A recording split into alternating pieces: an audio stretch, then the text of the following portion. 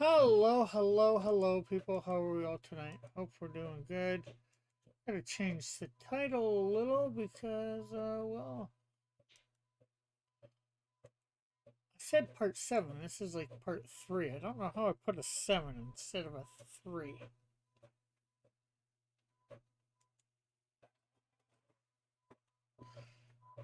And of course, I want to do that before I share it out so people get the right title.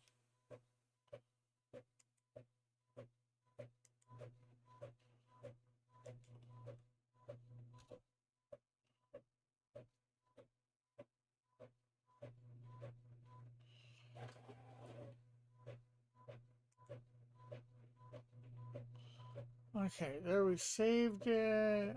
Let's see. So we'll do Facebook.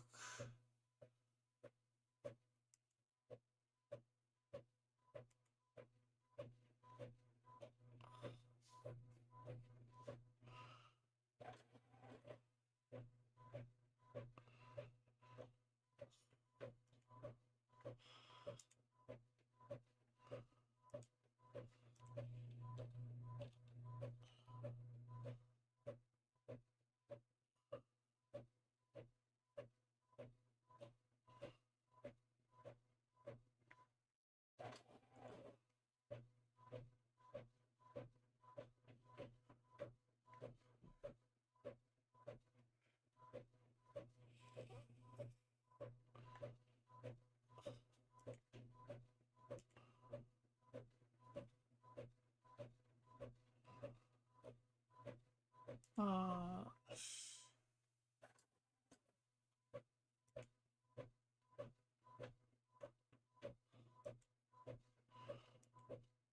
Leave, and then I guess we'll grab this link. Go to the Discord.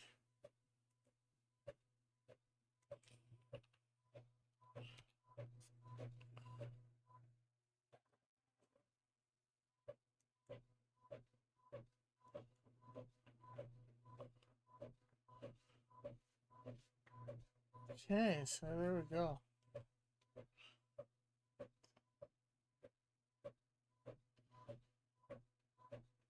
And then I guess we'll get into the on air.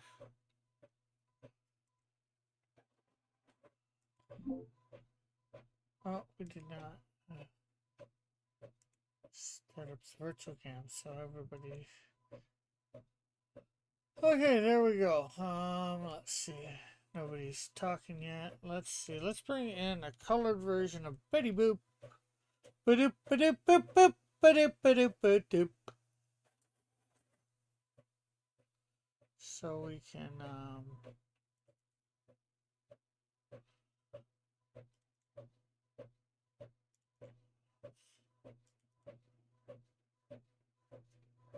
now that's very, this is probably, let's see, okay, I guess we'll grab her skin color and her chest color.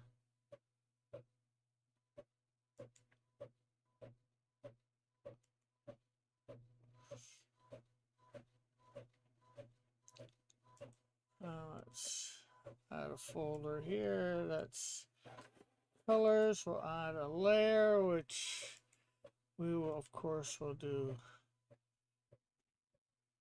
colors. We'll have to color in her, whatchamacallit, the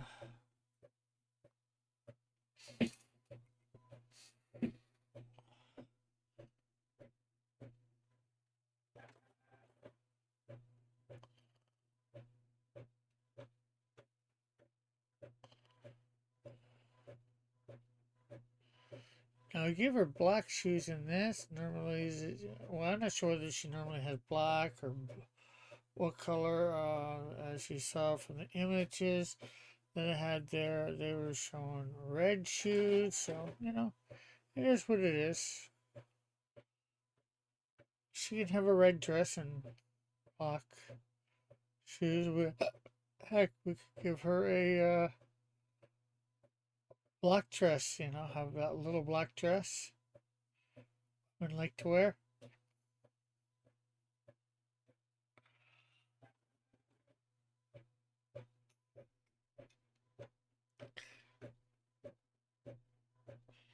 Hey, Metal, how are you? Looks like I'm the first one here. Yes, it does. Or the first one to talk, anyways. Or put something in the chat. Some people come here and they just lurk, which is alright. We appreciate the lurkers.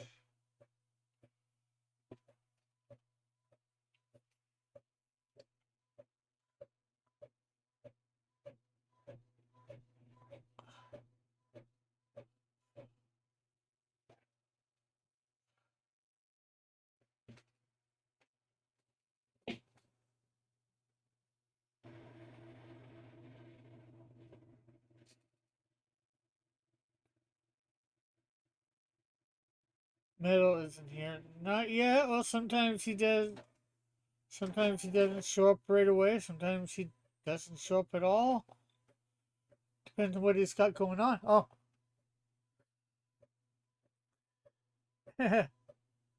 Oh, Rick, it worked. I saw this in the shilling area before I clicked to come in. Awesome. Here he is now, yes.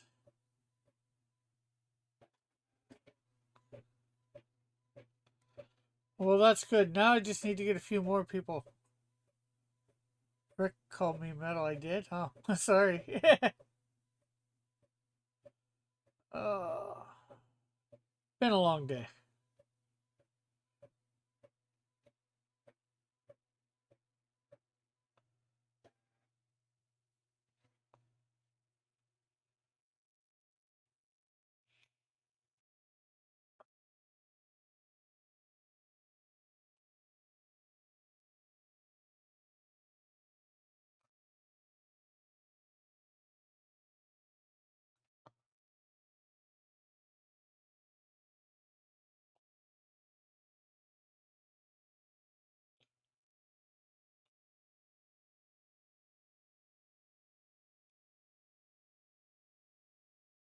Okay, so next up is the red, which we're just going to do for her little black dress, or her little red dress.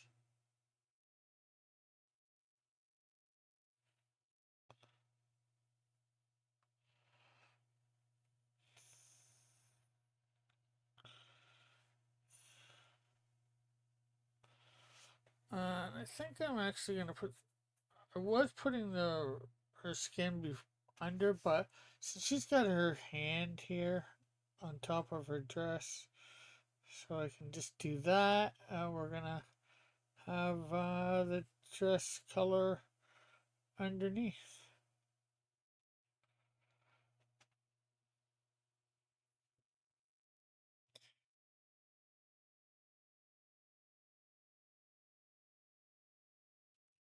Yeah, so let's when I get my computer back, I should probably release test animations to remind people that I am an animator. Yeah, that might be something to do.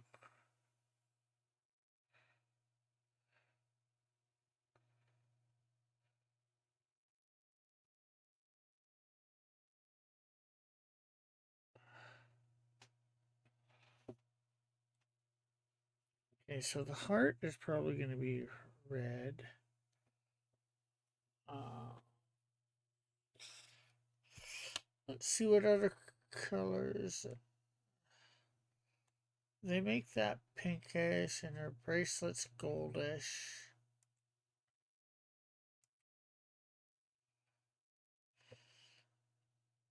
They're not really showing the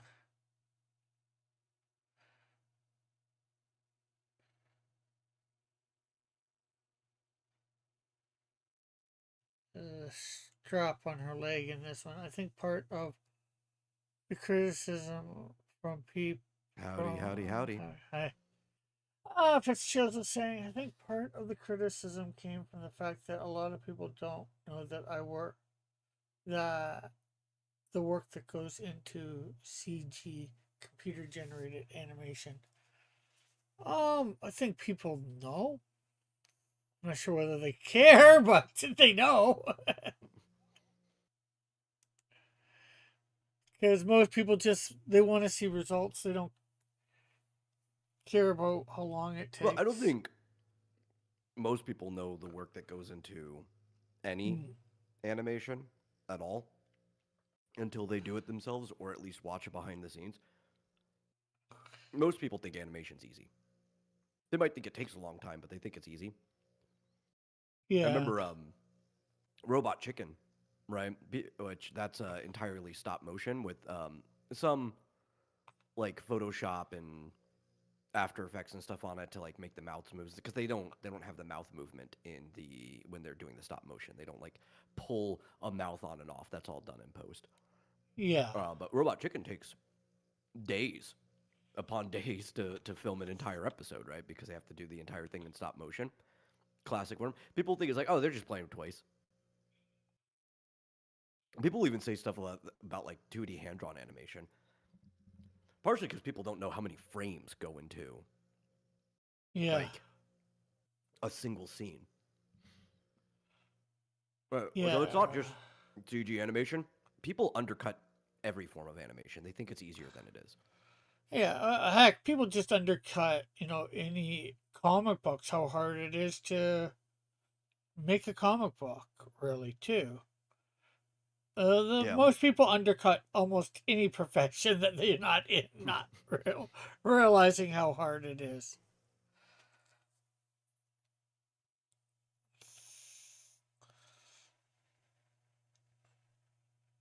I do Or, think people's standards for 3D animation is definitely higher than 2D though. But I think that's just part of the nature that movement and everything can look a lot more uncanny in 3D than in a flat space. yeah, So like uh, even if the gulf is smaller than people appear, they think the gulf is bigger just because something looks a little jerky.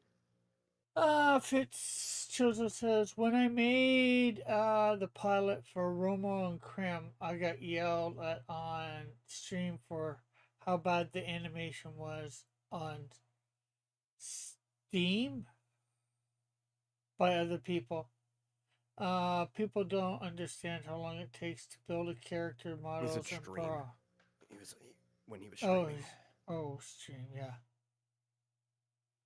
People don't understand how long it takes to build character models, props, not to mention going back and fixing animation errors. Yeah, Oh yeah, yeah.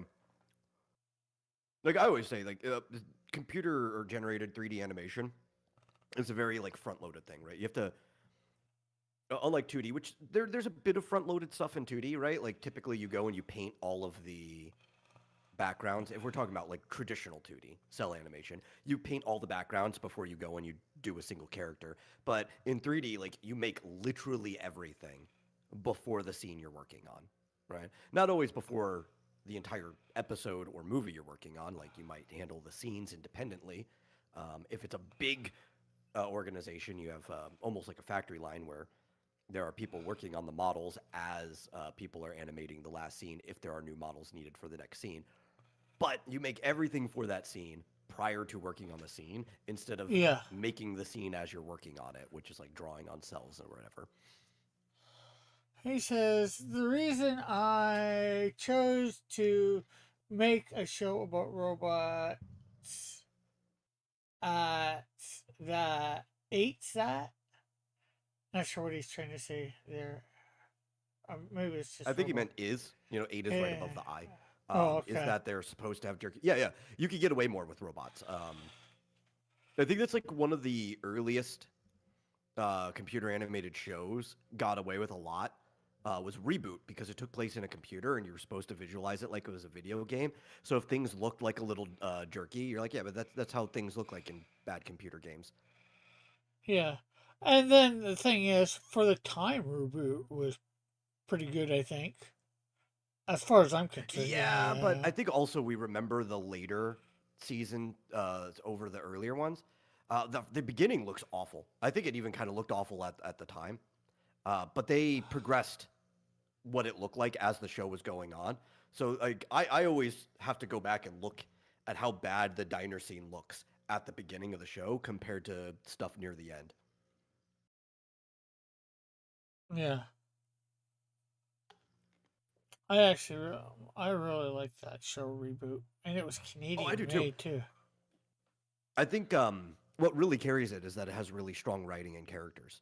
And so it doesn't matter how bad a certain aspect of it looks, like you're enjoying the show. Yeah.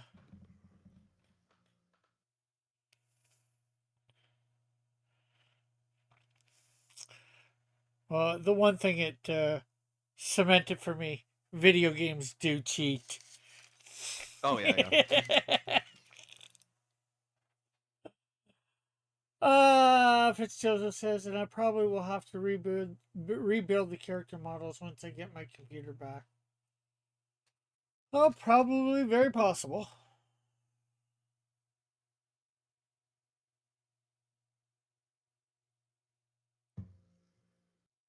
Yeah, like I think I've said, I think the animation came out fine in the finalized version of it.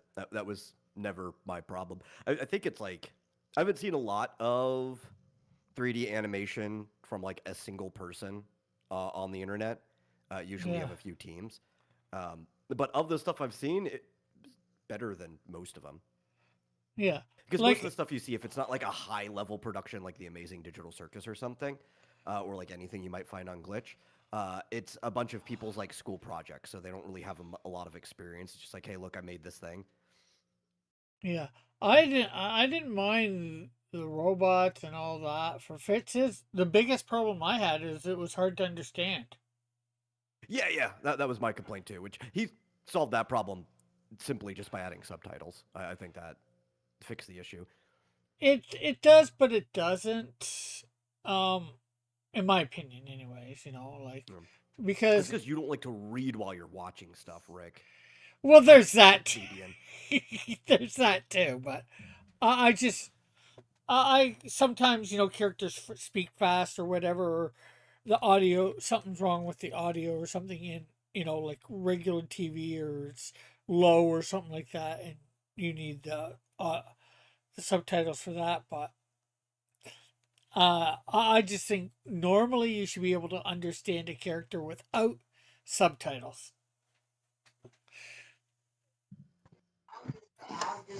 If that was the standard, man, there's so much early Transformers I'd have to say is bad. Hi, hello, everybody.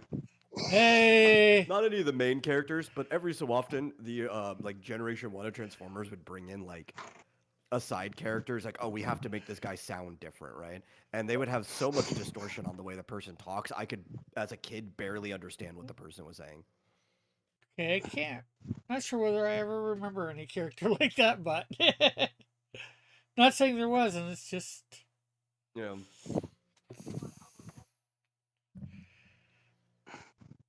and but I got used to reading subtitles on TV at a very early age. One of the things you mentioned was sometimes you have to keep the audio low. Like as a kid, my mom would kind of like just dope up. I mean, like she'd have pills or whatever, medication. Like she always had physical injuries and sickness and stuff, but her pills would basically just make her dope off onto the couch, right?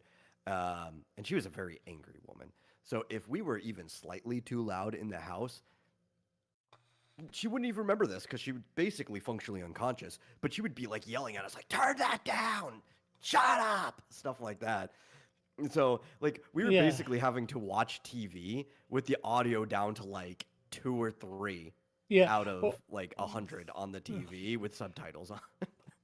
yeah. Well, that wasn't really what I was meaning. I just mean like a character's Yeah. voice is low or whatever, or Yeah, the but that's like why record. I've gotten used to it. When I started watching foreign films, it was like no big to me. It's like, well, I'm already used to watching films basically silent anyway. My brother got used to playing Guitar Hero with no audio, and you're like, but that's a music game. How's that even possible? Because it's technically the game's entirely visual. Like you don't have to hear it. You just have to hit the buttons at the right time.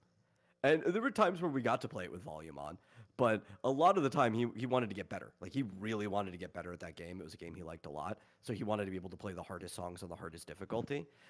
Yeah. So it's like to practice, he basically had to play at times where he couldn't use the volume and just played Guitar Hero with no volume. And hello, Outcast. Mm. Yeah, because it wasn't just me noticing that. I wanted to say it wasn't just me noticing that Adam Eve is kind of a plot hole in Invincible. Um, like her mere existence is a plot hole. A lot of people also knows that she basically just solved the entire conflict. Yeah, It's a definitionally, I don't think I would call that a plot hole. You could say it's bad writing because like Mhm. the entire excuse can just be that Eve is too stupid to actually use her power to her extent, No, and that works. It still no, makes the writing bad. I know, except the problem is she's not stupid. She's characterized as smart and being knowing everything about chemistry as a Yeah, child. but you could be smart and know everything about chemistry and still not be at the level of knowledge. I'm not saying it's good writing. I'm saying it's bad writing, but it's not inherently a plot hole. Yes, it's bad. Yeah, I know. The character either shouldn't exist or should have an entirely different power set if you want to have that character be have if you need Mark to have a girlfriend. Or yeah. could have Rate it, gotten a man. consultant. You know, We Yeah. said he could have gotten a consultant to tell him like ways to use the power or ways to put limits on the power, right? Like that was his problem. Is like not he did because he said you posted it. I've seen that interview, or it's technically not an interview. It's a conversation between a few different creators mm-hmm, about Invincible. So it's kind of like a mm-hmm, semi-interview situation. mm-hmm, I've seen that one several times. People bring it up, and he says that like very often Eve's powers were beyond his writing capability because he doesn't really care about powers. Like that's not something he cares about when he's writing. That's not the mm-hmm. purpose of his stuff. And he also doesn't think in that way that he could write good powers. He No, cares he more thinks about about character interaction. That's like his he, main focus.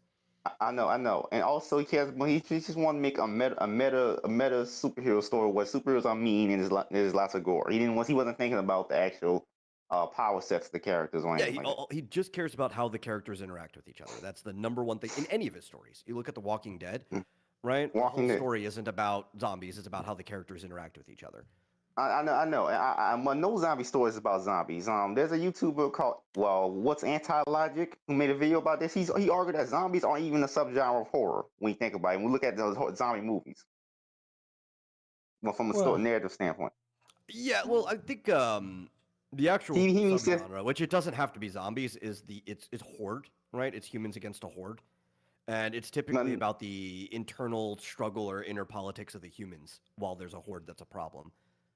no, exactly. It's not. Well, he argues that zombies, how zombies work in most of these horror movies, was always was always living people who are just infected with some kind of virus that makes them go crazy. Um, and he argues that Well, zombie movies are more so not a always. subgenre of science fiction than horror, especially since zombies are never the main threat in these movies. It's most of the humans fighting each other. Yeah. Well, I wouldn't say there was always an infection. That is now, right? The closer you get Mhm. to now, that's the case. But The further but back you even go with like the but no, earliest ones, they are kind well of just like before for some reason undead that were but reanimated. even but as he pointed out, even in the Romero movies, the zombies have to be an infection because one dude chops his arm off when he gets bitten, so it has to be some kind of viral infection, as unrealistic as it was. Well, no, it doesn't, though, right? That's only if you Mm, see the world in a completely scientific way, right? You mm, like, viral infection. It could be a cursed infection, right? Which mm. we've Yeah, seen in old still stories too, where infect a more of an curse can infection. spread through your body. Yeah, But it doesn't have still to be more of an scientific in infection. any reason. Yeah, I know, but it's still Yeah. more of an infection than just like a traditional supernatural horror film. And that's why uh, he argues that. Because the zombies are never the threat in these movies. As a matter of fact, the zombies are almost irrelevant. Most other horror movies, you can't replace the threat. For example, the Thing. In that video, the Thing. You can't replace the yeah. shapeshifter with something else. Yeah. I Well, think we're you kind of talking can. about zombies. Alpha. And actually, the zombies are the threat. Yes, the humans fight amongst each other, but if the zombies weren't there, now yes, humans fight Yeah, no, amongst each other. you can replace the zombies with anything. No, he didn't Yeah, but point that's not out the in problem. most Is zombie movies almost you every can. story you could replace the threat with anything. Yeah. No, that's not true. That's not true. For Yeah, example, 'cause, like the thing, you could replace the threat with other people, and it works. In fact, people have done it. you could replace the threat with Agent 47. That might work, but you couldn't just you couldn't just have something. You couldn't just have it be, for example, you couldn't just have it be Jason, for example. That wouldn't, the story would not work. You could replace the threat with Agent 47. That might still No, I work. mean you could make the thing But, completely not supernatural at all, right? Which I guess Agent but the thing wasn't 47 would be the supernatural, it's case alien. for. Well, back Hmm. then, aliens and stuff like that were considered part of the paranormal, supernatural, like overarching category. Yeah. Well, Okay, but The aliens are still considered paranormal. There was no difference between supernatural and paranormal back then. okay. But the thing is, like, but like with zombie movies, you could replace most of these zombie stories. You could replace the zombies with a nuke, and nothing would change. a That's not what? an exaggeration. A nuke? With a nuclear bomb, and nothing would Yeah, a change. lot that would change a lot of things. Yeah. No, A nuclear bomb would change a lot of because things in most stories. Yeah. Sorry, but nuclear bombs don't. no, it would not change. No, Yes, it they would not would. change. Let me make this clear. Because the only thing that matters in zombie movies is people fighting each other over resources. So you're The just making zombies it and clear stuff. that you don't understand what people actually like about zombie stories. Yeah, and you don't get the fact that a running mob of people, undead horde that don't stop for nothing or very little, is a lot different than a nuclear bomb. A nuclear bomb does not chase you. If your Yeah, because argument the only thing was that you could replace the zombies with Antifa and nothing would change, maybe I'd agree with you. no, that would change a lot because Antifa are people who are smart and can make plans. That's debatable. But They but can that use that guns and that strategize. but that just I've proves seen your movies where point. zombies can use guns. Yeah. But I've never seen that before ever. There's a lot of smart zombie movies. It's like a whole category of zombie films. And hello, That would Herman. also be that would be more so. But then again, I've never seen a movie where like fighting a hive mind. Like the closest thing we got is that show from the creator of Walking Dead. But even then, they actually most of the show talking though. So I've seen clips of it. Was it Cell by Stephen King? They were technically a hive mind. Let's see. Let's catch up with the chat a little bit. Outcast is here. Said hello to everybody. Alpha said, asked what we're talking about. I said that.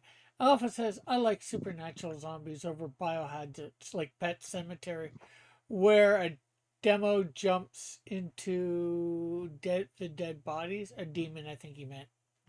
Yeah. Herman's here. Says, yo. Alpha says hi to Herman. Says, you're alive. Good to see you. Herman says, thanks, Alpha. Alpha says, they have to avoid getting infected, cursed by zombies. Yeah, like zombie, you could break it down. Like zombie is a very complex game of tag, where the people who are running from who's it can screw each other over.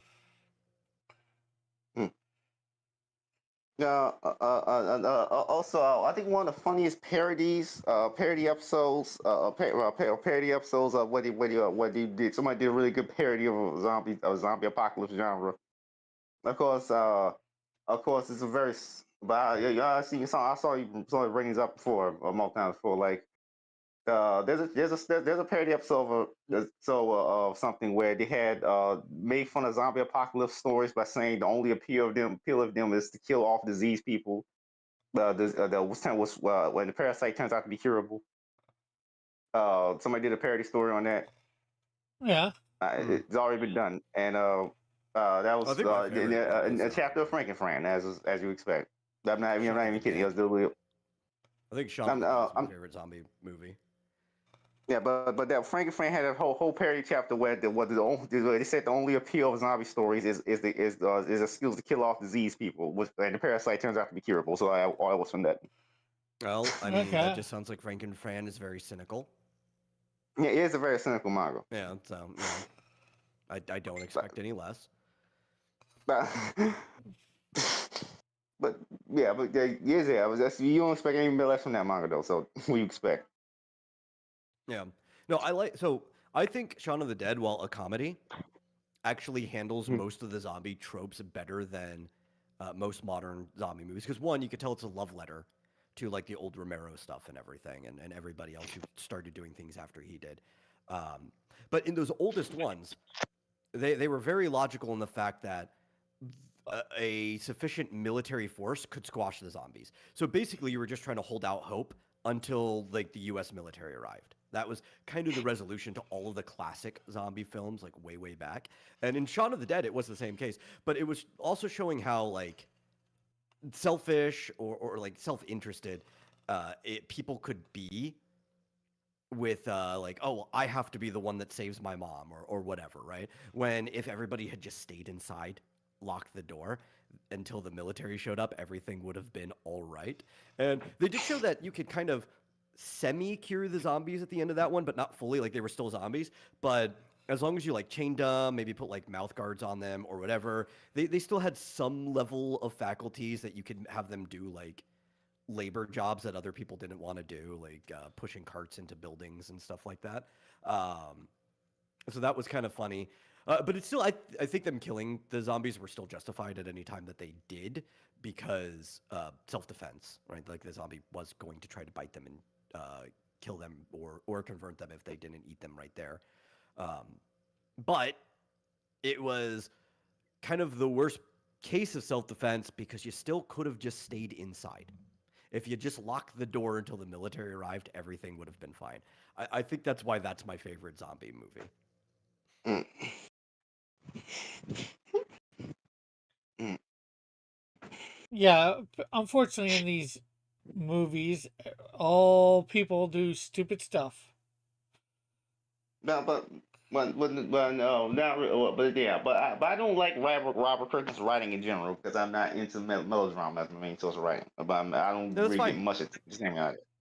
Yeah. A lot of people like it. They want the melodrama. It's honestly That's why a lot of why I people don't read like. Marvel comics for a long time.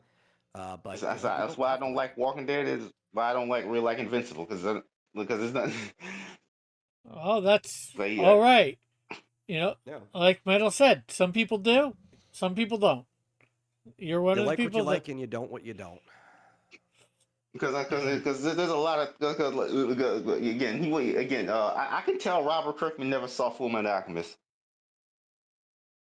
I wouldn't be That surprised if that was the case, but he could Well, have and just not taken anything from it. yeah, or but, yeah, maybe he liked it, but that's not his writing style. no, I Yeah. can tell I can tell he never saw it because Adam Eve could probably do a lot of that same stuff. What do you think? What do you think about it? Yeah, but you could Like also just not put two and together. You could also just like, well, a lot of people do rip off a lot of other people. You don't remember or even stick to like every single thing you see. Yeah, mm, and you only take the parts that sometimes the parts that you like, and you try and get rid of the parts that you don't like. Yeah, maybe yeah. To you, Adam Eve isn't working the way that you think she should, but to Well, him, it's also the way that most people think they should, and okay, he's admitted this himself, okay, well, like Kirkman, yeah. But he's admitted it's a limit of his writing capability, yeah, and I think that's and all right because that's not the point of the story.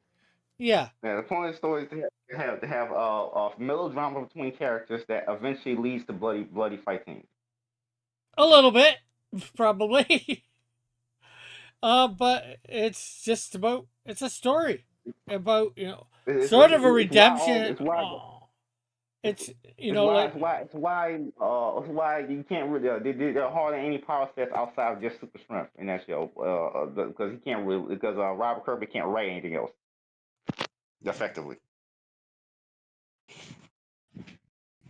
uh, I think I agree with Alpha here. because he's still on the zombie part. Supernatural zombies make more sense than infection. Infections only work if the people are still alive. I always have always concluded that any zombie caused from an infection is not undead, right? Now you I could know maybe have already. I like know a they're not undead. parasite puppeting the body that could work, but if it's like a virus or whatever, they're alive. In some capacity, I they're know. still Like in alive. the, I know, like I think one zombie movie I saw had it like a genetically modified strain of rabies. But I'm like, but I'm Hmm. like, how come the military can't just Oh, what was instantly the kill that? name of that? Was it Train to Busan or whatever? I can't remember the name of it. Well, how come the military can't beat super rabies? I don't get it. That don't make any sense.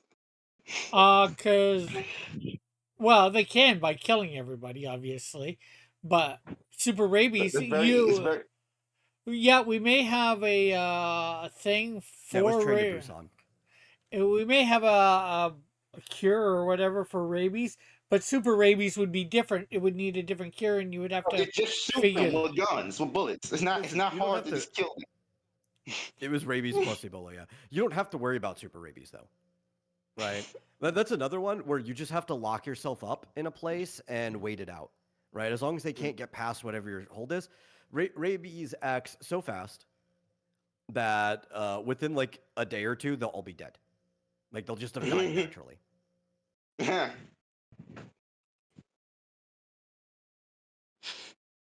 Exactly.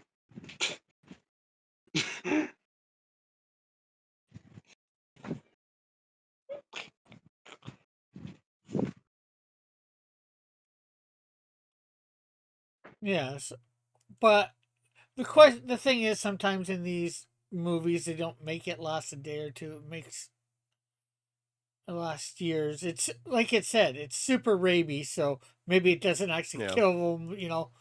It's not rabies. It's different.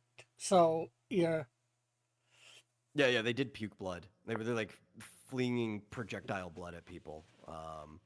But it's still not a problem if you you're stay just indoors. indoors and everything's blocked up. Yeah. Because they were so aggressive that, yeah, they would mindlessly almost pursue anybody they saw to transfer because, like, the virus made them want to transfer more of the virus. Um, but if they couldn't see you in the first place, they wouldn't try to break into your house. What if they could hear you? What if they heard you? I'm just asking because I don't know. Yeah, I mean, sure, if they knew you were around, but like if you have a sufficient barricade, you're probably fine. Mm-hmm. Yeah, exactly. The real Exactly. problem would just be windows if you're on the first story. Right. Like if you're higher than the first story, then you don't really care about your windows. They're not going to get to it. But you have to really barricade windows on the first story, and it's hard to actually block out windows. Yeah, block paint. All you gotta do is Windows, not so much. nail woods over them, and it's It that helps, difficult. but like a sufficient amount of people trying to bust through will get through the wood. Like the wood is basically just a hopeful foundation for you putting like bookshelves and other heavy things on the other side. Okay, got it. Yeah, you want to block off all sort of light or anything coming in that they could see through. So you might want to go buy some. Well, not buy, but it's a zombie Yeah. Like apocalypse. you would still nail wood to the doors too, but the wood on the doors is not going to stop like five hyper aggressive like male bodies trying to bash through it.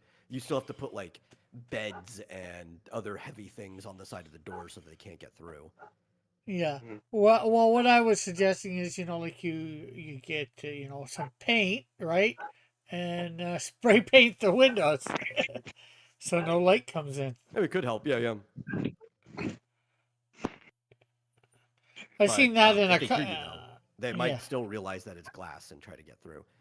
So it's like it doesn't really matter if light is coming in or out of a place. It's if humans are detected, right? yeah, Which is hard to completely cover up all detection of a human. But yeah, if you have like really heavy things on the other side that they can't get past, you're pretty fine. yeah. Well, I'm just saying you block the light first, and then you start getting heavy things in front so they can't see. Yeah. You know, while you're moving the heavy stuff in front. What we do if an EMP hits, party in the streets. I mean, we wouldn't be hanging out on the internet. Yeah. If EMP just wiped out all electronics in my area, right, like right there, I would just throw a block party in the street, right? Especially because like our refrigerator, it's gonna take me a while to fix that, so most of the food is gonna go bad, right? And even if I fix the refrigerator because the circuitry's now blown, it might be a while before they get the electricity running again, right? So I'm definitely gonna go fix the refrigerator, but we got to use that food before it goes bad. Yeah. You got to Can't socialize to keep yourself sane. I would just spend time just partying in the streets. It's like, let's use everything that's going to go bad. All dry goods we can save. You know, that's fine. Your pantry's fine. It's the fridge that's the problem. Yeah. I would to my friend's. I think you meant go to my friend's farm. I think the cities would freak out, but the boonies would cooperate. Yeah, I think the inner cities would freak out. I think most people in the suburbs would ultimately be fine. Like, there would be some people freaking out. But I think most people would just be like, barbecue? You want to grill? Right? Yeah, at Um, first. It depends on how long yeah. it lasts. Because Yeah. we at least here, this area, we sort of saw that a little bit. Back in the early thousands, I think there was a blackout in this whole area, and it went like I think it went down into the states. It was a big blackout, and it lasted like Yeah. 24, 48 hours or something like that. Well, the Cat stealing's says already because happening. says Thomas. Yeah, become Amish. But yeah, all the stores would get looted, as Alpha says. But that happens in all blackouts too, right? Like any major city has a blackout, you see looting happening immediately because it's the type of people that live in those cities. The suburbs close to the cities, you'd probably see a lot of the same stuff. The further and further away you get from the central part, the less that would happen. All the food that needs to be refrigerated in the stores are going to go bad as well. Some stores, you'll probably just see people looting still. I live out in a new suburb that's basically on the edge of the sticks, and the people out here are pretty chill. If you have cash, things will probably still operate as normal. I wouldn't be surprised, though, if in that situation the local grocery store just started giving away the frozen food. Yeah. But yeah, the closer you are to a city, the more chaos there's going to be. The further away you are, the less. Just in general, that's always the case when it comes to blackouts. Because we've had rolling blackouts in the suburb I grew up in, but that used to be like a small cow town. Uh, I saw it go from like cow town to suburb in the time that I lived there, and there's never any panic during any like rolling blackouts at all. Yeah, like I And said, that's just because it's the type of people that live in the area. maybe it's because we're Canadian or something, but yeah, about the same thing was here when that one that I was talking about. Most everybody was chill. I'm sure there was a few idiots. Yeah. Manhattan, anything over 4 days, and they start eating each other. That's actually very generous. I think some people in Manhattan might use as an excuse to eat each other on day one. See, this is also the part where, like, because I know city people, I believe a lot of zombie stories. At least the way they act and stuff. Because I'm like, yeah, that's exactly how a lot of city people would act. I don't think... It's like they see all people as the cast from It's Always Sunny in Philadelphia. Yeah, more or less. Like, I think if you tried to do a zombie thing out in the countryside, but yeah, sure, it'd be difficult if a whole horde wanders through, but like the natural amount that would be there. I don't think like country folk would really have a problem, especially if like they saw their neighbor being very aggressive and like they were on PCP or something on their property. I don't think a lot of country people would hesitate to shoot somebody that looked like they were that dangerous, whether they knew they were a zombie or not. Maybe if it was like a face you recognize, you'd be like, hey friend, do you want to, are you partying too much? You need to go back home? Like you might get caught by somebody who's like, you're actually really neighborly with. But if it's somebody you didn't recognize and it looked like some dude on like speed or something, doing crazy stuff on your property, you'd probably just shoot him right away. Like Well, you give them a a couple zombie movie in the countryside could be funny.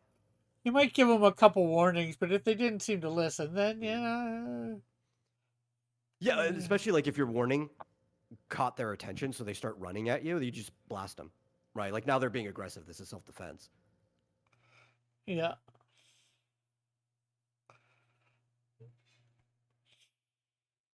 But It's take this. Boom.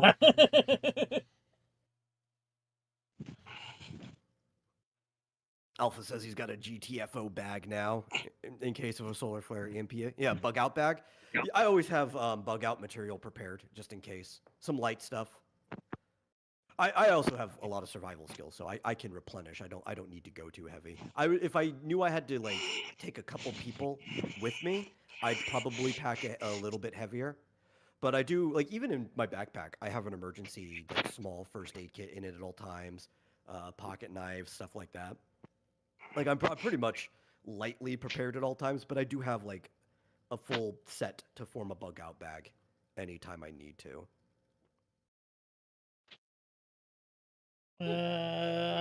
Probably don't. Not anymore, anyways. Yeah. But I think like I'm usually prepared because I walk everywhere and have for my entire life. So like I consider to myself like I might be in the middle of the city and need a first aid kit. Who knows? I might be out in the middle of the woods and need a first aid kit.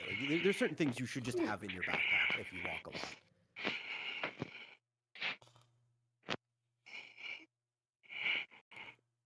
Like I remember people used to ask me for a light all the time, even though I don't smoke, because they knew I kept matches in my backpack in case I needed them.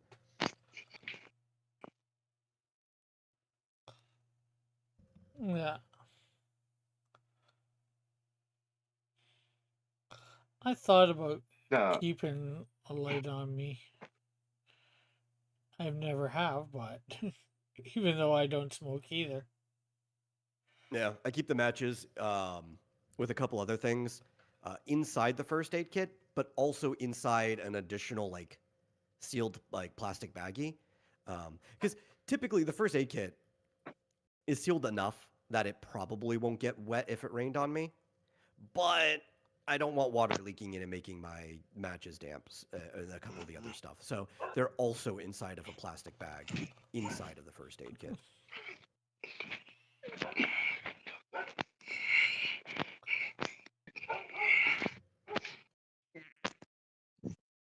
now, I also wanted to say, I'm glad I don't play mobile games. Because I heard free to play games actually stop getting fun at a certain point. Though, unfortunately, you get microtransactions. It Microtransactions. They depends on the force you to game. buy. Like they definitely, a lot of them want to put pressure on you, but some of them they could stay fun free to play forever, if you're fine with higher difficulty.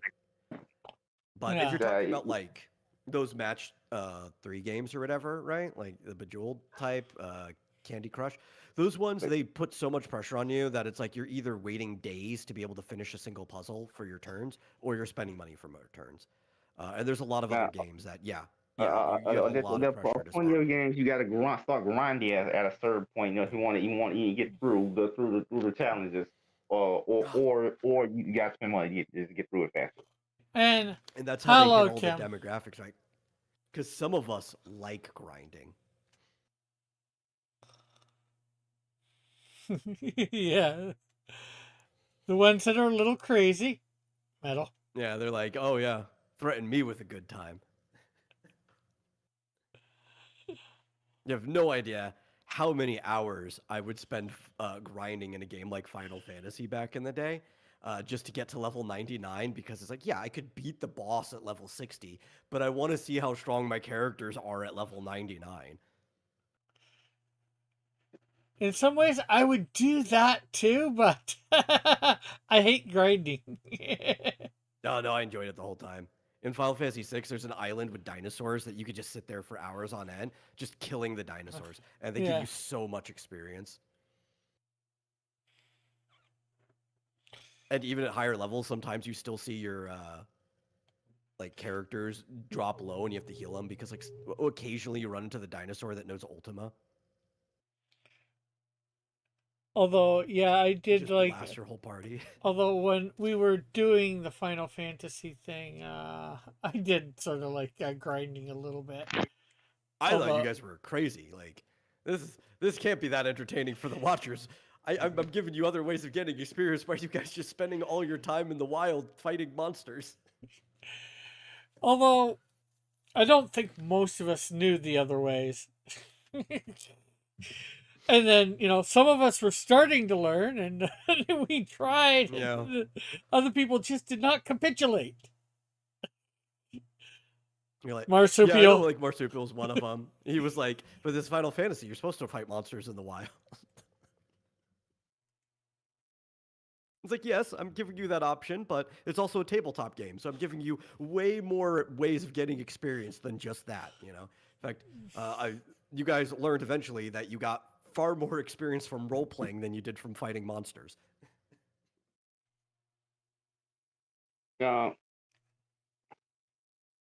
Uh, it's uh like I'm thinking about like is it like I like it's from now how many times just thinking like how many times we going because I'm thinking about okay I gotta explain this okay you know how certain villains kind of don't make sense for heroes they're attached to like at all. I need you to be a lot more specific about that.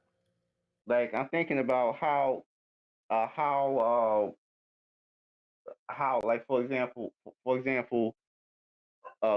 you have a hero like Jessica Jones who has flight and super strength.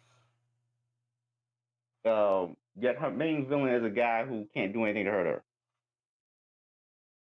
So I'm like, what's the point? Like, I mean, okay, it really depends on what type of story you're trying to tell. I'm like, I mean, like, Peppermint, what's he gonna do? Oh, I could use a normal human as a bodyguard. Okay, how's that? What's that gonna do? I mean, Uh, he was originally designed as a Daredevil Somehow I villain, knew and this that was makes going to get onto you, like specifically hating on a character you don't like, but okay. okay, no, originally he was designed as a Daredevil villain, and that makes sense as a Daredevil villain.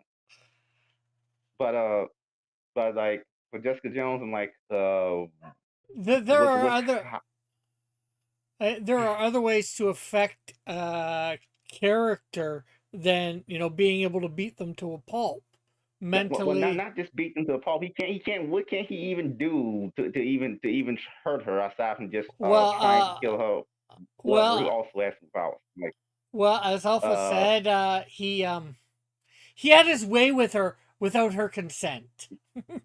okay, used to, but that's not doesn't matter because he's not able to do that anymore.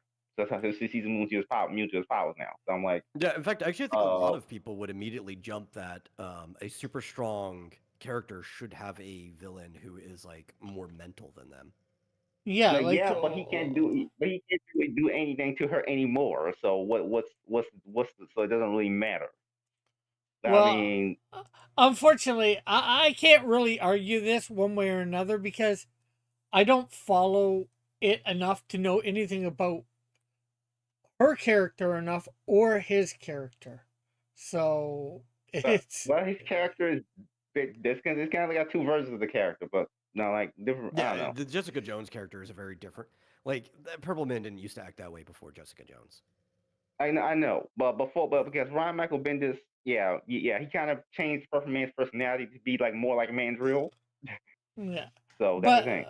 but the thing is, you're telling me this, but I haven't read enough or whatever, like oh yeah, yeah. I have to this situation all the time.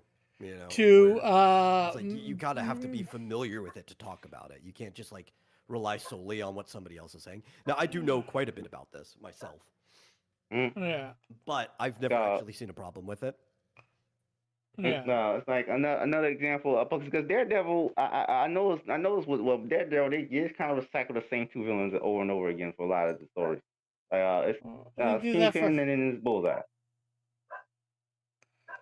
Uh, Well, they probably the do that for a lot of things, but in the comics, most they probably have a lot more out there than they we go to you, know. but not enough that still, much. man. Yeah, Still Man actually works as a Daredevil villain, Stillman but is cool. frankly, but against any other hero, he just kind of doesn't work. He's pretty much a joke villain. But as a Daredevil villain, he actually works because it's I mean, I think it's he's kind of gotten a joke villain even with Daredevil, but but that doesn't make him because any less cool. but thing about Stilt Man, he's a guy in powered armor still at the end of the day. So there were stilt legs on it. That's still a threat to Daredevil because he's just a blind guy. The thing is, I don't think every villain needs to be a threat to their hero. No, well, look And at it look really depends on what type of story you're writing. look at Prankster with Superman. Is he any sort of threat to No, no, Superman? not at all. No. He can't harm. He can't harm. He is does feel a purpose and that he's a distraction. That's the other Yeah. villains literally hire him as a distraction, the distraction from him Yeah, while they but commit their crimes. yeah, but see, when he originally appeared, he wasn't a distraction for other villains. Nobody He was does hurt. kill normal people. He does kill Yeah. normal people for his Yes. strength. I'm talking about when he first appeared around those times. He was just a villain And those are, there. He was just a mm, pain in Superman's butt. Sort of like but then Mixoplex. he kind of got replaced by Miss Spitlick though. That's the Yeah. thing. He got replaced by Miss Spitlick. So Yeah, but the point is still is he's there not to be overpowering, just to be a pain in the ass of a villain. Oh, you like my favorite one. Right. So technically, my favorite Marvel villain is Doctor Doom because whose isn't? But my second favorite, and sometimes rivaling for my favorite, is Batroc the Leaper. I love Batroc the Leaper.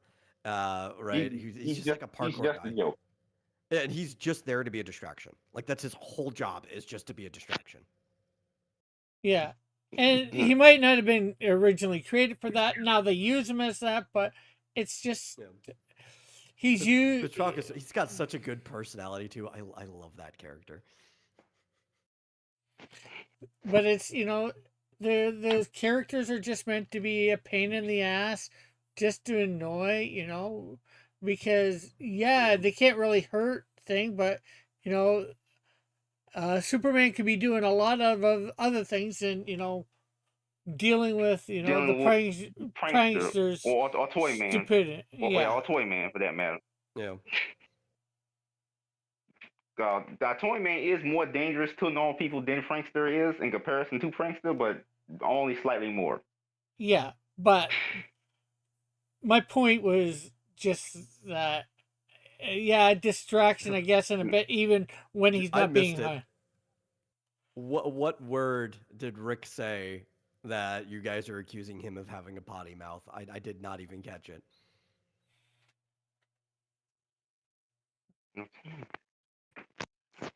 Okay. They're just going off on you in chat. Oh, Also, Night Outcast. I think because I said ass. Oh, okay.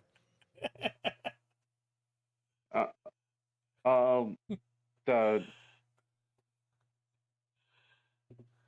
Oh, also think that I'm also thinking then we have comics like Tarot by Jim Ballant who the only purpose of villains is for the hero to have sex with him or something. hey, Yeah, Alpha, did you have to bring that wanna up. Alpha, you wanna know what I'm sitting on? I'm sitting on my ass.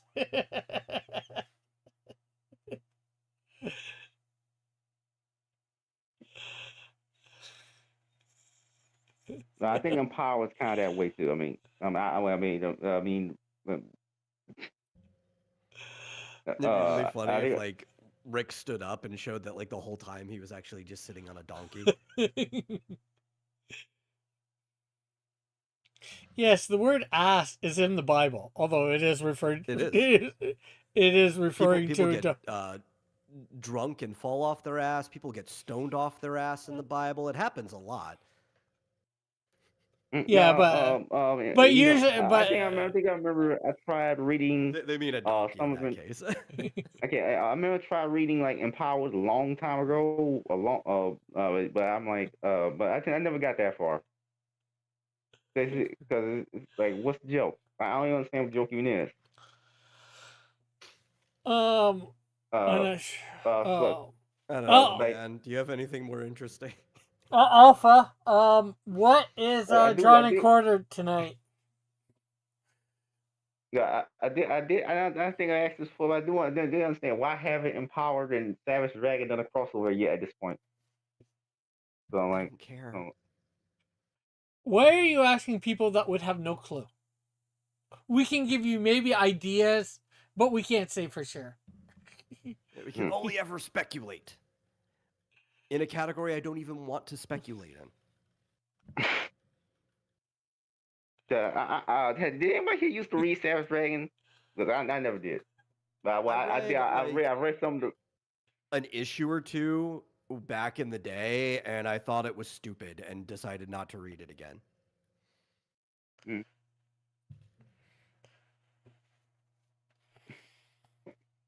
the I've read some of the recent issues, and I don't want to read much more. So you know what you don't do? Warning: the You don't. following You Cross don't. Comics stream is not rated family friendly, or is rated not family friendly. Well, any stream Fizz is on has to immediately not be rated family friendly.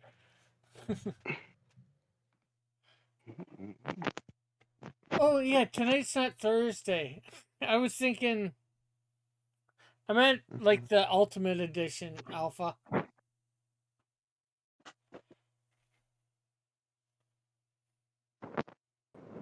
Do you find it strange when two different countries accidentally stumble into the same premise? Does anyone find that No, strange? Nope, not at all. not even close. Yeah.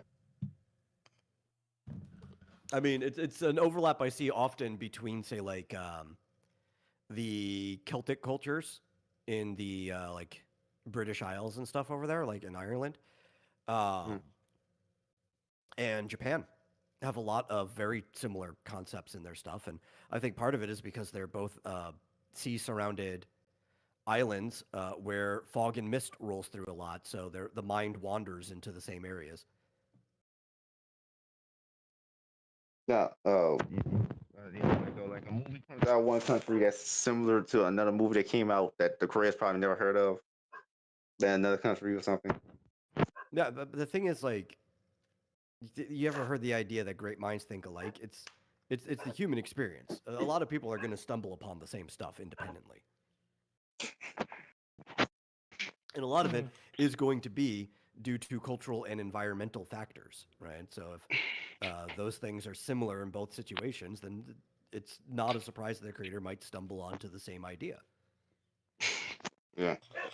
Yeah, and there's another Sorry. saying: "There's nothing new under the sun." Yeah. Yeah. Sorry if sorry if your dog's barking. I'm not sure if you hear that. Neighbor's dog. Alpha says they have not chosen a topic yet, Rick. Yeah, I saw that. Uh, yeah, I barely heard it. It's not. I don't think it's a problem. The neighbor's dog barking. Not much you can do about it. It's not like you can go out and do things to the dog that nobody should be. No, I'm not gonna do nothing like that. That's dumb. Yes, I Yeah, know. because like I'm. dog treats only keep them quiet for a while, you know, and then they're done eating the treats and they get loud again. Yeah.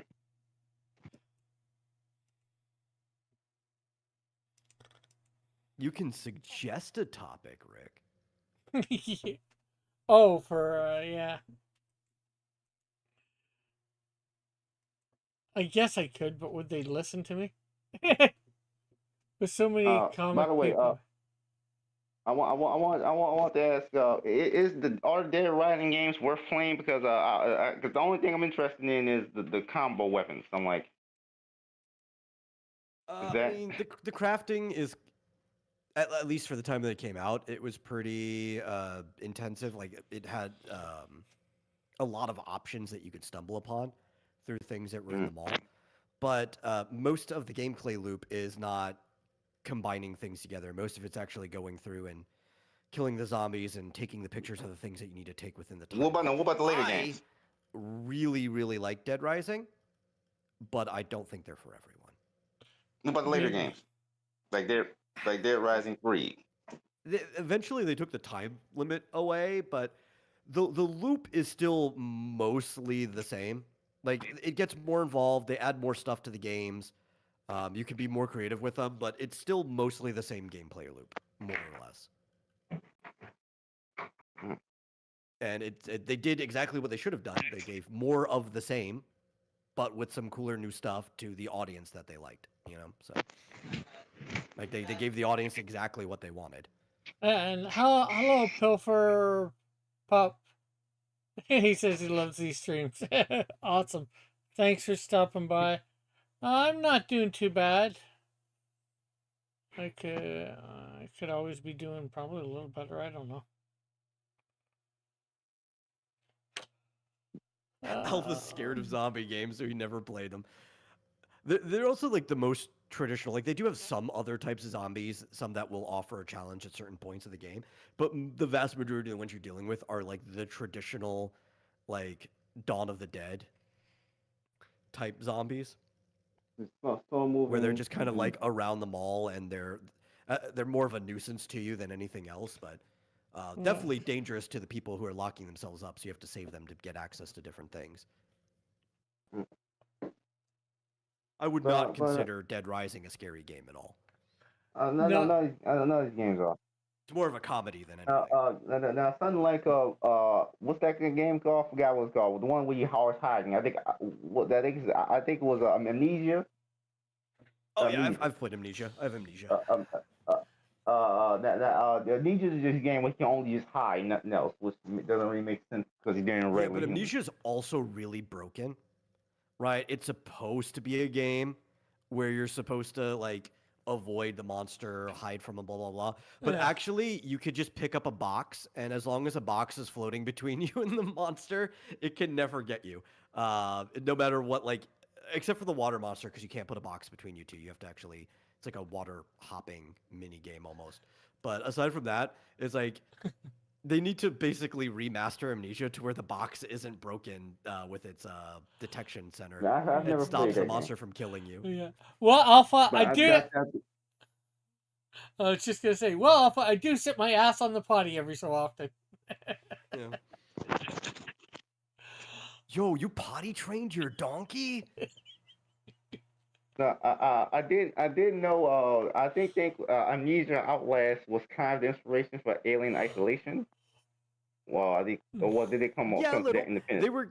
They were trying to play off of the popularity of those games, but also trying to Ugh. make a game that was kind of, sort of Silent Hilly Resident Evil, right? Because you can fight back, but it's not always No, smart to against the fight back. robots. Against the robots, it's not the xenomorph. No, you can. Temporarily. Like, you're not going to kill it, but you could use the flamethrower and stuff. Like, you can fight back against the xenomorph in the game. It's not always wise to. A lot of times it's going to kill you anyway. So it's a lot like Pyramid Head in that case. Oh. So I would actually put it more in like the category of games like Resident Evil or Silent Hill. More so like Silent Hill, but Resident Evil over time has become more like Silent Hill. Because Yeah. some things that like were only supposed to be like side modes or gimmicks or like, oh, this was something that popped up in Path B for this character that you unlock after beating Path A, started becoming like the predominary part of it. Yeah, That's how like all from other Resident Evil 7 onward, the franchise is about stalkers. yeah. Yeah. But Resident Evil 7 started moving that way for the exact same reason as why Alien Isolation is the way that it is. And it is because games like Outlast were really popular. Just quick to let Pilfer Pop know, this is not your character, Lilybee. This is Atomic Mouse from the Golden Age. He is a public domain character. I drew him up a few weeks back, probably a couple months back, and I just went and colored him tonight, along with. That was a Charlton comic, right? I'm not sure offhand, and I also colored my Betty Boop in. But I guess it could be Charlton. I think it's Charlton. Let me double check. I might try actually just to Rick to draw bloody bunny, but uh Yep. but I'm not sure if that counts as an independent character. I mean, it's a video game character or animation character. It was made by Al Fago or Fago. I don't know. Fago? I don't know how that's pronounced. I could go Yeah. anyway. For Charlton Comics. I'm going to say Fago because it's the one that sounds the less like you're slurring someone, but Everything's Lily B, hey, Pilfer Pup. yeah. And I don't think they stole the design from you since this character existed in like the 40s, maybe the 30s, 1930s, Yeah, when was 1940s. Atomic Mouse published? Let me look. No, it was created in '53, but still, that's way older than Pilfer Pup being is. able to steal it from Pilfer. Yeah, What are you talking about? Atomic Mouse. Atomic Mouse was made in '53. I say so what about me? 'Cause Nobody said anything about you. We said Pilfer, not Filfer. Not Fitzjoseph, Pilfer. Oh, and this is Metal's character, one Oh of yeah, the yeah. Bikini Yeah. Battle Babe. Yeah. Yep. That's Patty the War Witch. Pilfer says, no, they stole it, I'm sure. Of course, he teases a little or a lot. I need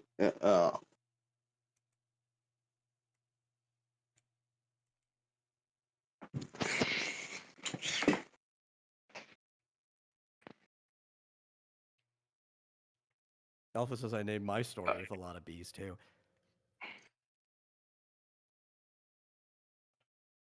The Blazing Bronco Busters. That's actually I like that name. That's a good name. what are the most popular genres of comic books in England specifically? Oh, I don't know. I haven't like at least recently. I don't know. They used to be detective stuff. It used to be like super popular noir, but I have not been following English comics. I think since a lot of their top writers decided to come to America and write in American comics. But that's back in the '90s. I know that I have not been following since. Maybe I knew a little during the aughts, but like I stopped after that. You know. Even then, all that did to American comics was inspire a whole bunch of gruesome, mean-spirited comics about that hate on something. But they used to really like noir detective and mystery comics. That used to be like the most popular thing over there. I could not tell you what it is now. I think the British invasion caused a lot of these gruesome, this mean-spirited comics to stop being turned out in America, even by people who aren't British. Yeah. So, we got stuff like Transmetropolitan, and then eventually we got all Mark Millar stuff. Yeah. Well, my Yeah, question is, You Alpha, know about the Blazing Bronco Busters, for some reason makes me think of Sunset Riders. If you've ever played the game. yeah, I have. because if you read Mark Millar, a lot of his stuff comes off just the knockoff in his comics. Do you feel like Yeah. Mark Millar was trying to be a I knockoff mean, Garfinist? I don't know. Like, I don't think Kingsman looks like he's trying to knock off Ennis. No, Well, I'm not talking about Kingsman, but talking about a lot of his other stuff, like the what's that? What the Wanted and Wanted and what else he made? Uh, Kick Ass. Yeah. Like just Nemesis. A lot of his I stuff would say come off like less um like he feels like he's ripping off Ennis and more like he's playing off of Moore. In the same way that like Ennis is. Like they're both kind of playing off of Moore in slightly different ways. mhm. um, Alpha It's like says, what's the difference? 'Cause I've read some of these comics, but what's the difference? What you see? I would say that Ennis is willing to be more over the top and more fantastic with the stuff he's doing. Um, Not necessarily for shock, but using the shock to play into the fantasy, while Miller is more likely to try to be more grounded and visceral, more like guttural with his work. Mm. and Alpha says, write what you know. Yeah, though Because a lot of people take that advice in the wrong way. because what Mark Millar's Nemesis was about was that what if Batman was evil and he wore an all white costume, and it's basically what if Batman was the Joker essentially. Like that's Yeah. But like even both of those ideas kind of stem from Moore in the first place. So it's like they don't have to be taking it from each other if they're both working off of Moore. but I don't get what how did Watchmen inspire this kind of stuff? I don't get it. Well, it wasn't just Watchmen; it was all the stuff that Moore was doing around that time. But definitely Watchmen was the bigger one. I think Miller tends to take Watchmen more at face value than Ennis does, which is why he tends to try to do stuff that's a little bit more like grounded, because Watchmen was a really grounded story. Um, Mm.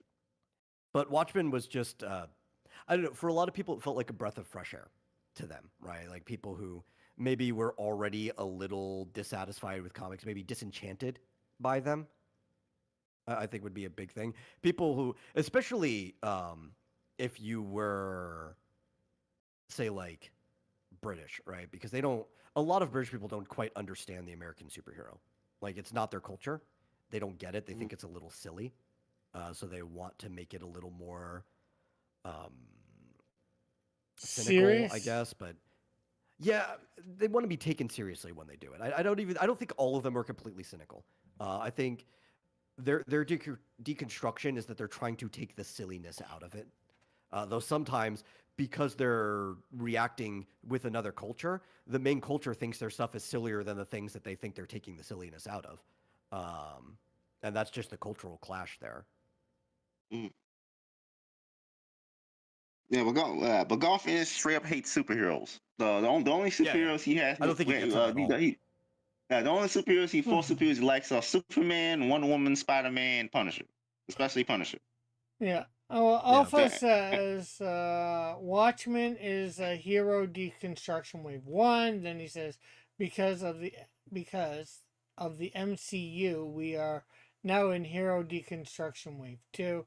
Pilfer Pup says which is the DC comic where it's the dark universe. That's metal, dark metal or Yeah. metal. Yeah. But the thing. Look, the thing is, the thing about Watchmen is the Watchmen wasn't ultra gory and stuff. It No, it wasn't, wasn't. I didn't like But it it could wasn't be. all, it wasn't this gruesome story or anything like that. And it had some like one-off pages that might have been gruesome, but most of the comic was just people talking. And it literally couldn't be gruesome, right? That was something they were glad they could add to like the movie version when Snyder was doing it. But Mm, remember, Watchmen was still mostly under the influence of the remnants of the Code Authority, mm. so it couldn't be as gruesome as he wanted it to be. But even then, that wasn't the point of Watchmen. The point of Watchmen is what if all these heroes were actually broken people? Yeah, Was a unique idea at the that was the time. absolute point. Was a unique idea at the time. That's part of the reason why stuff like Robert Crippen race feels so boring. Oh, So, Pilfer's talking about the absolute universe. Oh, that's well, new. that's Yeah, just a messed up version of DC Comics for some yeah. reason. I don't like the absolute comics. Like Superman kills workers' rights, I believe, and Wonder Woman comes from hell instead of Themyscira. It just Yeah, it's not even the same character at that point. It's just an entirely different character. Wonder Woman's basically Lady Death. yeah. Well, it's not supposed to be the same character as what we're used to. That's the whole point of the absolute universe. Yeah, that's why I think it's awful. Like at that that's point, you why should I just make hate a it. different character. Well, Uh, they did. They just happened to call her Wonder Woman, and they didn't put her in the main universe. So making her no, in a different universe, they can do it. It's like when they did, the Ultimate Universe. like Joker in the Absolute Universe is it's like it's basically just M Bison, but he dresses like a clown for some reason. Yeah. You know, though, I would like an M Bison that dressed like a clown for some reason. I would just like it in a completely different, like, not even continuity, like completely different publisher. You know, like I want you to make an original character, which yes, saying like it's a different character but giving them the same name does not make it a completely different character. That's stupid. That's the reason why our characters have been watered down over time anyway. If like this was almost like Kefka, you know, like I really like Kefka from Final Fantasy.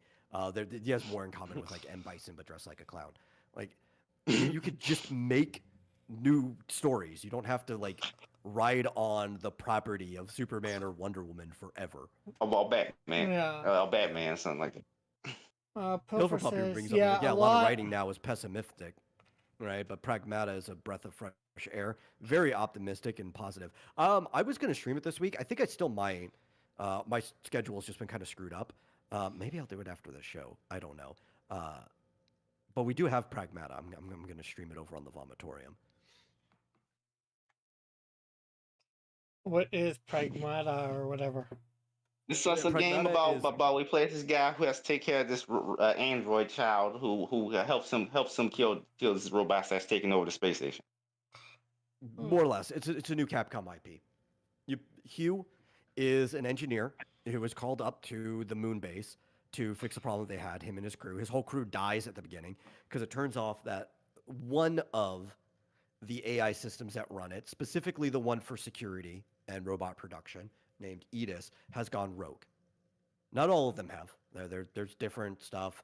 Um, there is a base section where you're safe that has a nice AI or whatever, but Edis specifically has gone rogue, and you have a Pragmata unit that Hugh calls Diana because he can't say her letter number distinction over and over again. It's too long and hard to memorize. Um, and it's basically kind of like a Banjo Kazooie style dad simulator where you and the tiny robot have to go and fix different parts of the space station. Okay. Hugh does the Something's gunplay, the platforming, and everything. Diana does the hacking. Mm. okay. Sounds a bit interesting.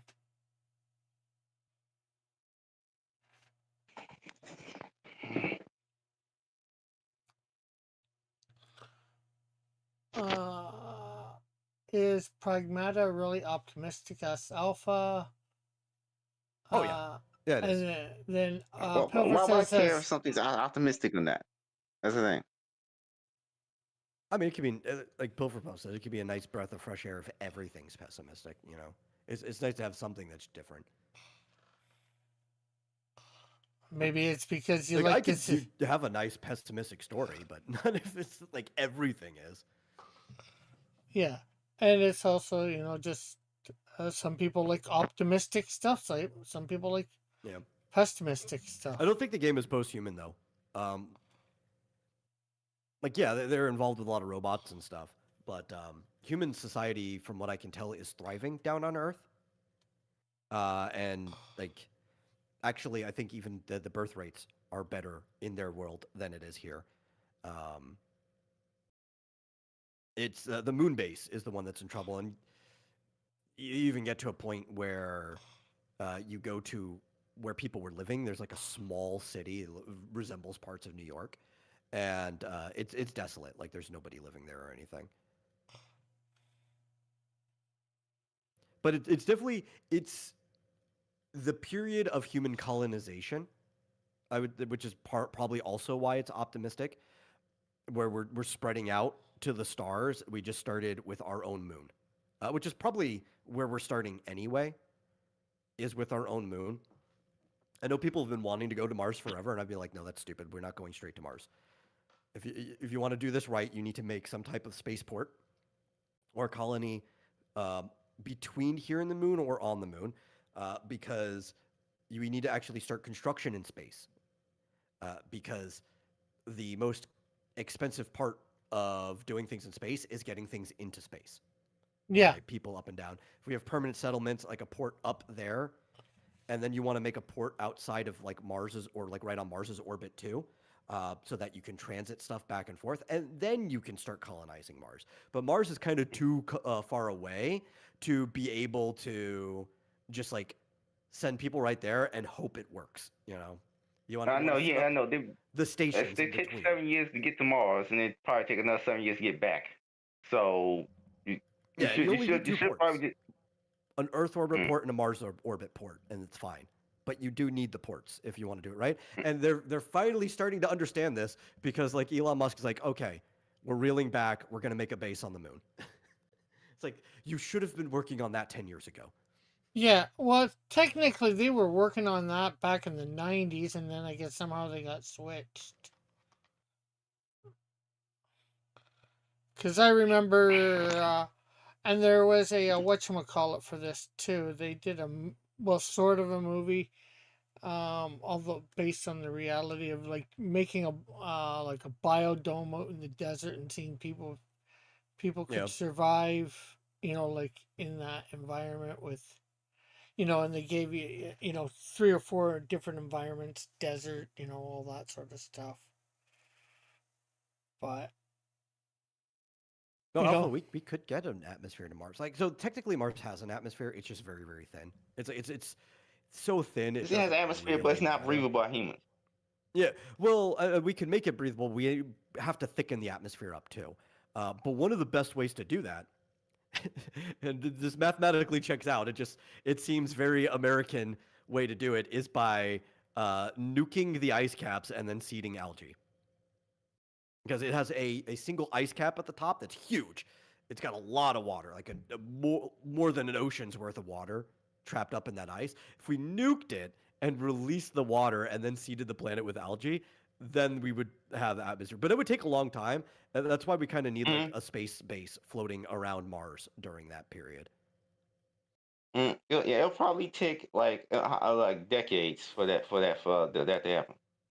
I am totally pro nuke the ice caps. That sounds like the most fun way to do it, and it mathematically checks out.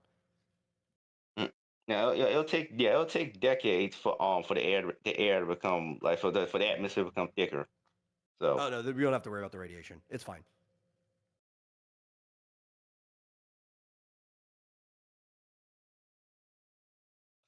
yeah, because its thing isn't as thick, the radiation probably wouldn't stick as much easier or whatever. Yeah, I think you know what I Yeah, mean. like radiation gets bad mostly when it gets into the soil. That's when it's the worst because it can stay in the soil for a really long time.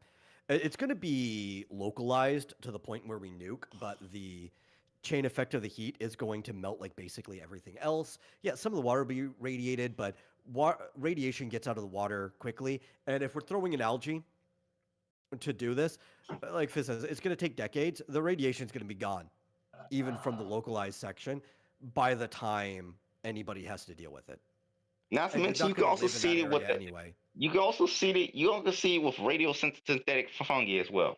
If Yeah, you yeah. want to get clear out the radiation Well, question. and also, it's probably the radiation levels, once there's an atmosphere, is still going to be lower than the current radiation levels on Mars that's constantly being blasted by the sun without a thick atmosphere to protect it.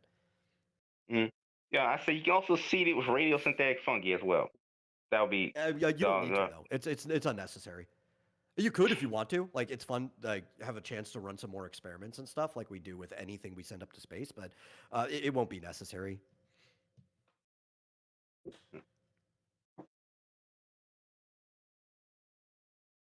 But hey, if it posed the opportunity, nuking the ice cap alone is an experiment.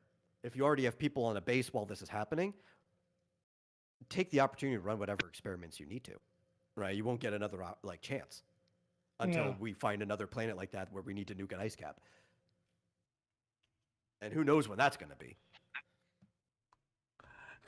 Pilfer says, "I hope they're sexy Martians. Don't want no gross alien boobies." well, they don't know Is there's there a no such life on thing? Mars. You know, as gross boobies? I think like all boobies are nice. Cows. um, What the fuck? I would say there are such thing as gross boobies. Just Like to, dog boob. no, even on humans, it depends what the human looks like that has them. Okay. All women's boobies are nice. No, But I see, disagree.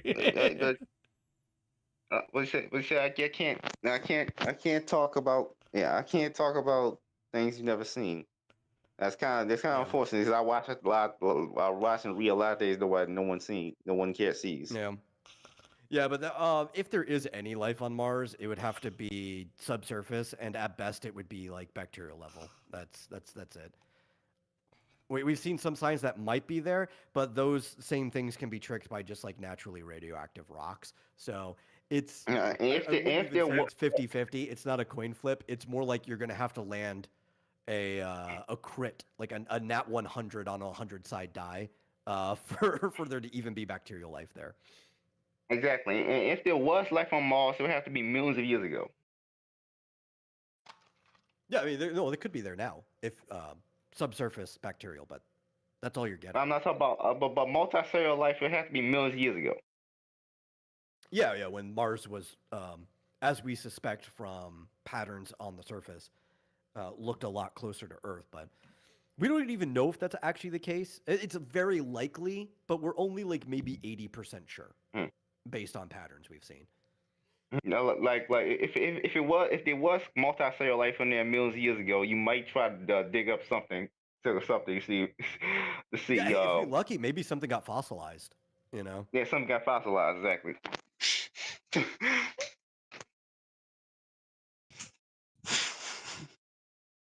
That would be interesting. That would be an interesting story, like about that story about archaeologists on Mars in the future, trying to dig up well what the aliens used to be like millions of years ago. Alien dinosaurs. I mean, they wouldn't actually be dinosaurs, but like the alien equivalent of dinosaurs. Mm.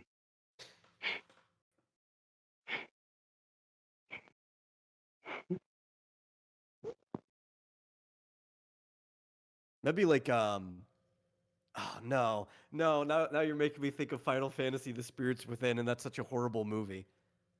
I don't get why I heard that movie was bad, but it was one of the video game movie flops. I don't know. Well, no, because the problem is it had absolutely nothing to do with Final Fantasy other than like a few names, and I think there was a chocobo like picture or keychain at one point in that movie, and that's it. But No, nobody actually and wrote there's a a Super live Bowl. stream, right? There was no actual chocobos. It was just like maybe the fictional game of Final Fantasy existed in the world of the Spirits Within, and there was a live stream. Those are the only connections to Final Fantasy it actually had. Otherwise, it could have literally been like a Doom movie or something and have just as little connection to whatever you named it after, except Square made it. So they wanted to use the Final Fantasy title to sell the movie. But yeah, they went to there was like a planet that the humans were like colonizing or whatever. There were like spirits that could like pull the soul out of your body and eat it or whatever. They just passed through anything. They didn't even know that they were spirits yet, though. Like it's called the spirits within. They just thought they were monsters. It actually turns out to be like the equivalent of the planet's dinosaurs. They were the remnants of the things that got wiped out a really long time ago that were still around, and the humans had to deal with it. And they could make like plasma blasters that could Wait, so interact. that seems closer to Doom than it is to any Final Fantasy game. Yeah, yeah, but and it even then is still pretty far from Doom, but closer to Doom than Mhm. Final Fantasy. Yeah, and like you get attached to a character, and all of a sudden, like a ghost just comes through and eats them, and like their spirit's gone and their body just falls limp, right? So it's kind of like a horror thriller movie. It's like a ghost version of Like, Jurassic Park almost. or, And or yeah, they had a like character Pitch named Black Sid. That's what something. like, huh?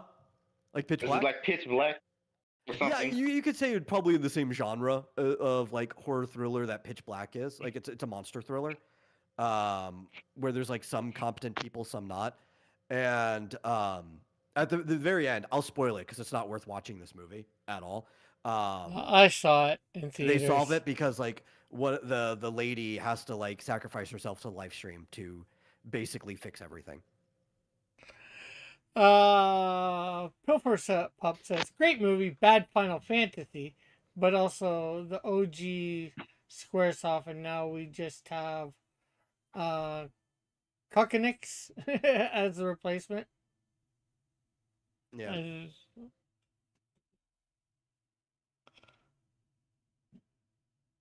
An old man, and I actually forget the exact end because I know they kind of put it up. It's been years. Did the lady sacrifice herself, or did the other person like take her place? Because there was two of them there at the end. It's been years since I watched it. I used to have this on VHS, and I yeah, watched it several times because I'm like, maybe it gets better on multiple viewings. It never did. well, I I'm not sure whether I ever got it on video, but I did watch it in theaters, and I don't really think I've ever watched it since. I was not. Yeah. I think I was not impressed by the movie. Yeah, it was a little uncanny. It looked better, I think, than any other like CG animated film at that time when it came to like trying to make humans look good. Because the only alternative you had was like Pixar, and they started getting better by making the humans even more stylized, right, than they did in like early Toy Story. But like they were going for partially stylized, but more like actually anatomically correct humans, and they were doing the best at the time And overall. Yeah, I think the best one from the early 2000s was Beowulf. Yeah, Uh, Beowulf was weird though because it was the CG equivalent of rotoscoping. yeah. So they were all just motion capture actors. Yeah, and they all dressed in the costumes and stuff too, and then they kind of like re-rendered all of them. um, But I I don't know like Beowulf. why I thought them it was a good was that movie. movie even was it? We Yeah. said I said I liked the movie. It changed a bit about the story of Beowulf, but it's still more accurate than most adaptations of Beowulf, despite changing things. um, mm, was Toy Story even out at the same time as that movie? no, Toy Story The came out final. before. Toy No, Story came Toy out in Story was way 1995. earlier. Yeah, yeah. I'm just saying, like, Pixar doing other stuff at the same time. They had moved away Yeah, from the way the human characters looked in the first Toy Story, and they stylized them even more, and that's why they started looking good. They weren't even going to try to go with something remotely yeah. anatomically I correct. I just didn't think Toy Story was even out at the same time Yes, it was. as. I'm just saying I didn't think. Okay, I was wrong. Yeah, yeah, yeah. But Spirits Within was probably for something that was completely modeled from scratch. Where they use some motion capture for facial movement, but you get that in a lot of CG movies, right? But aside from that, they made all the models. It was the best looking one at the time. It was in their engine that they made specifically for that, the same one that they ended up using for Advent Children, which is way better. I think the animation Advent Children still holds up today. It's probably one of the best CG animated films, but from animation wise, you can nitpick the story all you want. Oh, But Spirits Within was still kind of a little uncanny. Like they weren't quite at Advent Children yet. And even with Advent Children, it's like, okay, we're going to stylize it more because these are Final Fantasy characters. You named the movie Final Fantasy. You should have stylized it more from the beginning.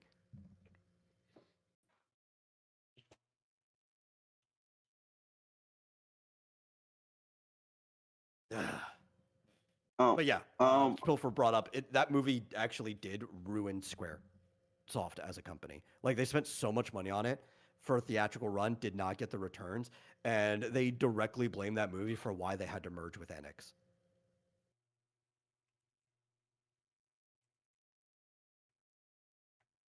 And now their film department is doing so well, usually just in conjunction with other stuff, that you'll see Japanese movies where their special effects were done entirely by Square Enix, right? Godzilla Minus One, the special effects were done by Square Enix, using basically just the modern version of the same program that made Advent Children and Spirits Within. Right? Actually, why you can can't recognize the particle effects. can like if if somebody start a film studio tomorrow, can they just have Square Enix doing the special effects from an American company like we're talking about? Just hire Yeah, them to as do. long as you can afford it, absolutely. And they're not that expensive. I think it's one of the things that kept Godzilla -1's budget down.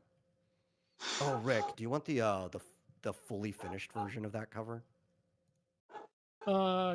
Guess so. for the so you could? I don't know.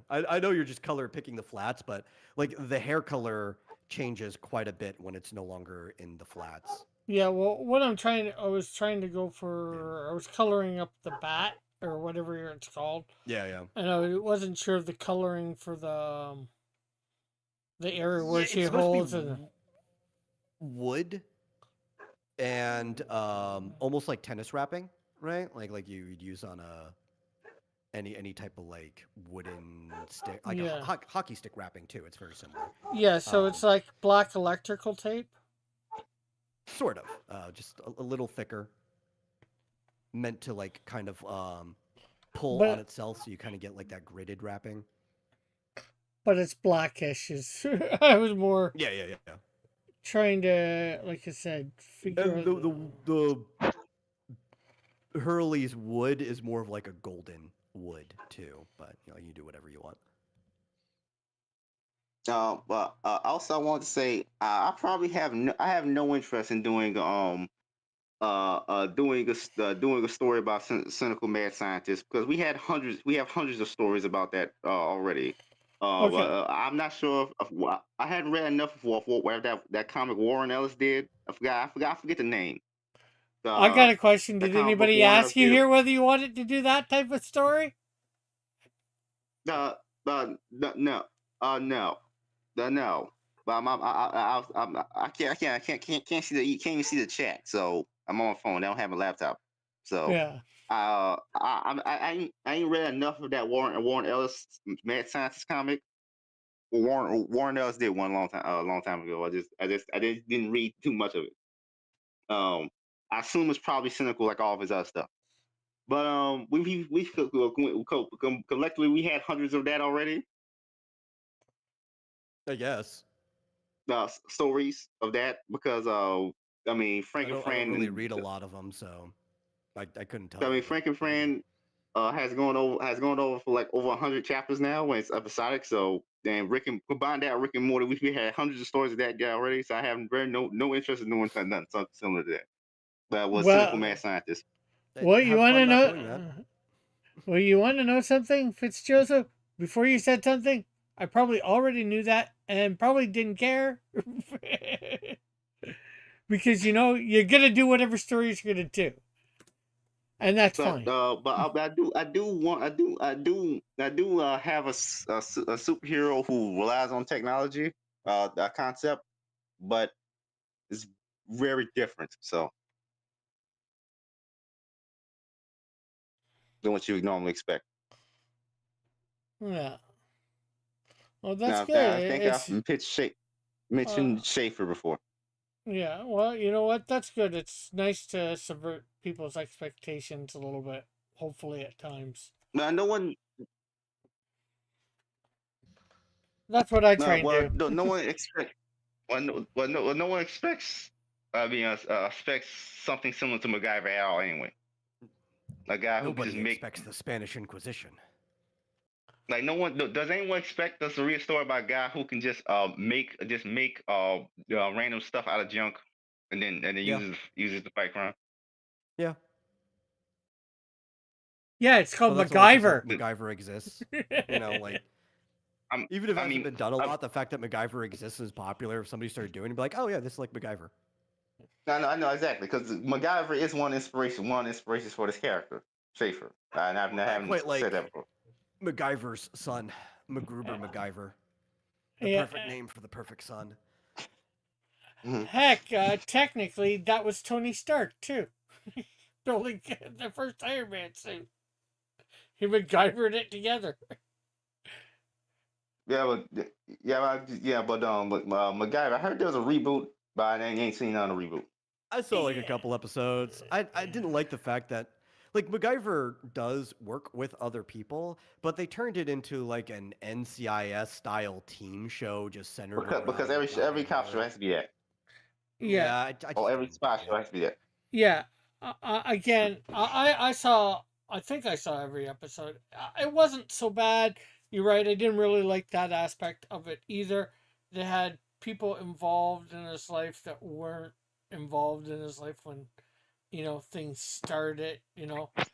And the thing that I would have really liked, and spoiler alert, is if they would have had the original MacGyver be his dad in it, and they didn't. You know, This is I just get reboot. yeah reboot Most up of the to reboots around that time were just like, eh. It's like they weren't bad, but they weren't good either. yeah. There was a Like, Magnum one, a Magnum I did PI one. not like the Magnum PI one at all. It was all right again, not as good as the original. They changed way too much about it. Oh yeah, especially making Kagan a girl. Yeah, I did Now then not again, we dislike also had Hawaii Five O, especially because they made the characters the sons of the original characters. I think Hawaii Five O was probably one of the better examples of rebooting something. yeah. I didn't know At there was least an at original first, I didn't watch the Hawaii Five later O. seasons. They might have gotten worse later, but at least like the first couple seasons were pretty good. You didn't know there was an original one, and it lasted what 10, 15 years. Well, you keep in Yeah, it was mind so when I was long ago. born. Yeah, When I was born, 2002, and I didn't. yeah. And when I saw the reboot as a kid, so I didn't know there was original Hawaii Five Yeah, O. I don't know if that was even rerunning around that time on any channel. Like it comes later once things start expanding to the oldies channels, which I love the oldies channels. But Yeah. during that time, I don't think it was running the Yeah. old Hawaii Five O. Oh no, neither When do I was I. younger, they you could find some reruns somewhere, but I think they stopped by then. Yeah. Well, I didn't watch it as a kid, but I knew of its existence.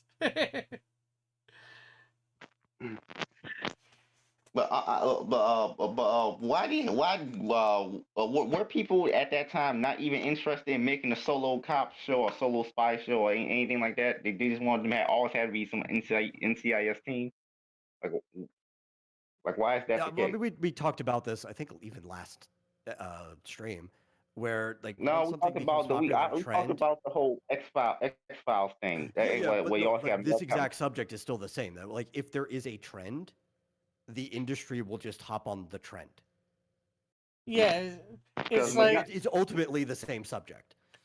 because MacGyver is not, especially Sean's, because it was never designed to be that at all. Is that the fact the show is called MacGyver and the premise ultimately that ultimately goes against what the main appeal of the show is, which is him figuring out some crazy invention to get himself out of whatever situation he's in. yeah. Well, the thing is, and I could be wrong.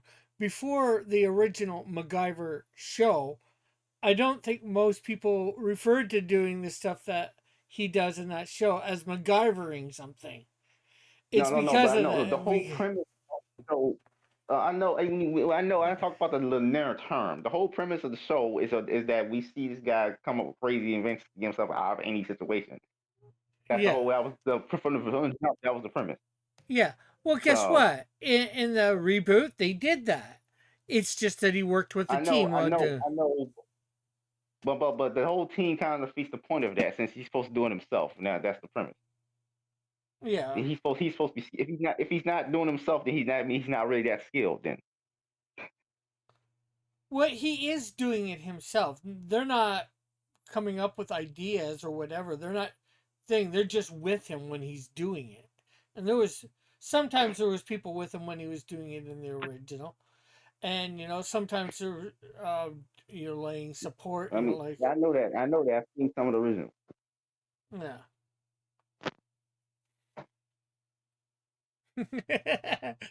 Now will be Pilfer Pup's trying to take your character, Metal, saying Okay, that's fine. he says, "Yo, Cross is drawing green Lillaby for me. Thanks, Cross. She's looking good. Missing the rabbit ears though." You know what though? I actually have a character that dresses in green and has rabbit ears, and Rick, you've drawn her before. Yes, Jackrabbit, right? Yep. Jacqueline Harper, the outstanding Jackrabbit.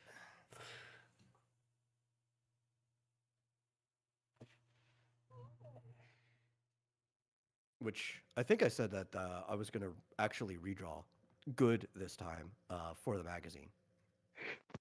It's going to be one of the ones that's going to be in the magazine. Okay, let's save Oh, this.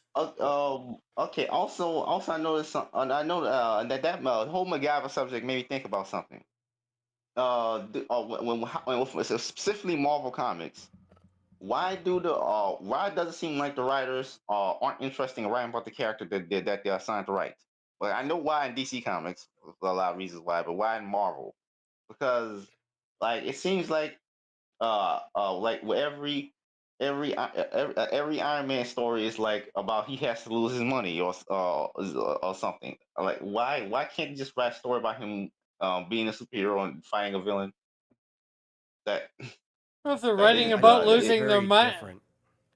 if instead they're of writing right, about him losing his money and have to rebuild his suit again. How many times are you gonna do this? yeah. Well, the thing So is, the, if they're writing about him losing his money and having to rebuild, they're still writing about him. So yes, there's still but are you not interested in writing about him just fighting dealing with something else that isn't just him losing his money? maybe they're not for whatever reason. Oh, I don't or know. like The, does it seem these are does it seem like these people are interested in writing about the character that they're writing I about? don't Like think the majority of people in any major comic company has been interested in like continuing or writing the character as they've been. But people come in and they think like, "Oh, I've got the take that nobody's had before," even if they do a take that somebody's had before. There's just like a ego to it. I'm or like, this is how the character should be written. or it's no, and then this is I want to put my mark on the character, so their yeah, mark is just their political worldview. They're not even thinking about what will make an entertaining story. yeah. It's like it's like uh Well, like the does thing anybody is, actually want to write the Punisher? they think it's entertaining, at least to them, and the people that they associate with. They don't think about the comic book reader, the real people that are paying their salaries for buying the comic Like books. for example, does anybody writing the Punisher just want to write a story about bad people getting killed by some guy named Frank Castle? Like I'm sure. do they even want like do I, they even want like I'm not like do they you could write any kind of story where you just want to see bad people get killed, but you instead choose to have it be about how bad a person Frankie is all the time. yeah. Well, I'm sure there are Like people what's the that want to write that, but they're not hiring them because they want to go with Marvel, anyways, or whatever wants to just go with whatever agenda. Because they want to be politically correct. It's the uppity ups that are doing this. Well, it's the people that they if you hired rather to. be writing something else, why don't you write an independent comic? I mean, assuming That's you work me. at Marvel, yeah, assuming you work at Marvel, I assume you have some kind of money to make this hire another artist to But work on something else. Why even working at the company? but You don't then want to they write the then character. then they couldn't affect the minds of People so that many work at people. Marvel don't make money. Unless you're like a big name who like so big they just have to make covers. They don't even have to make the stories. You don't make money there. They practically pay you less than minimum wage. But wait, and yet you're working on characters that are famous because of movies. But you're Well, just writing, but you get paid nothing to write the actual comic. not all the books But have movies and all that, obviously, or uh, characters have movies. uh, but I mean, all the major Marvel characters have had movies or TV shows at some point. Yeah, and you know how long it took to actually get around to the stuff that the people currently working there were working on.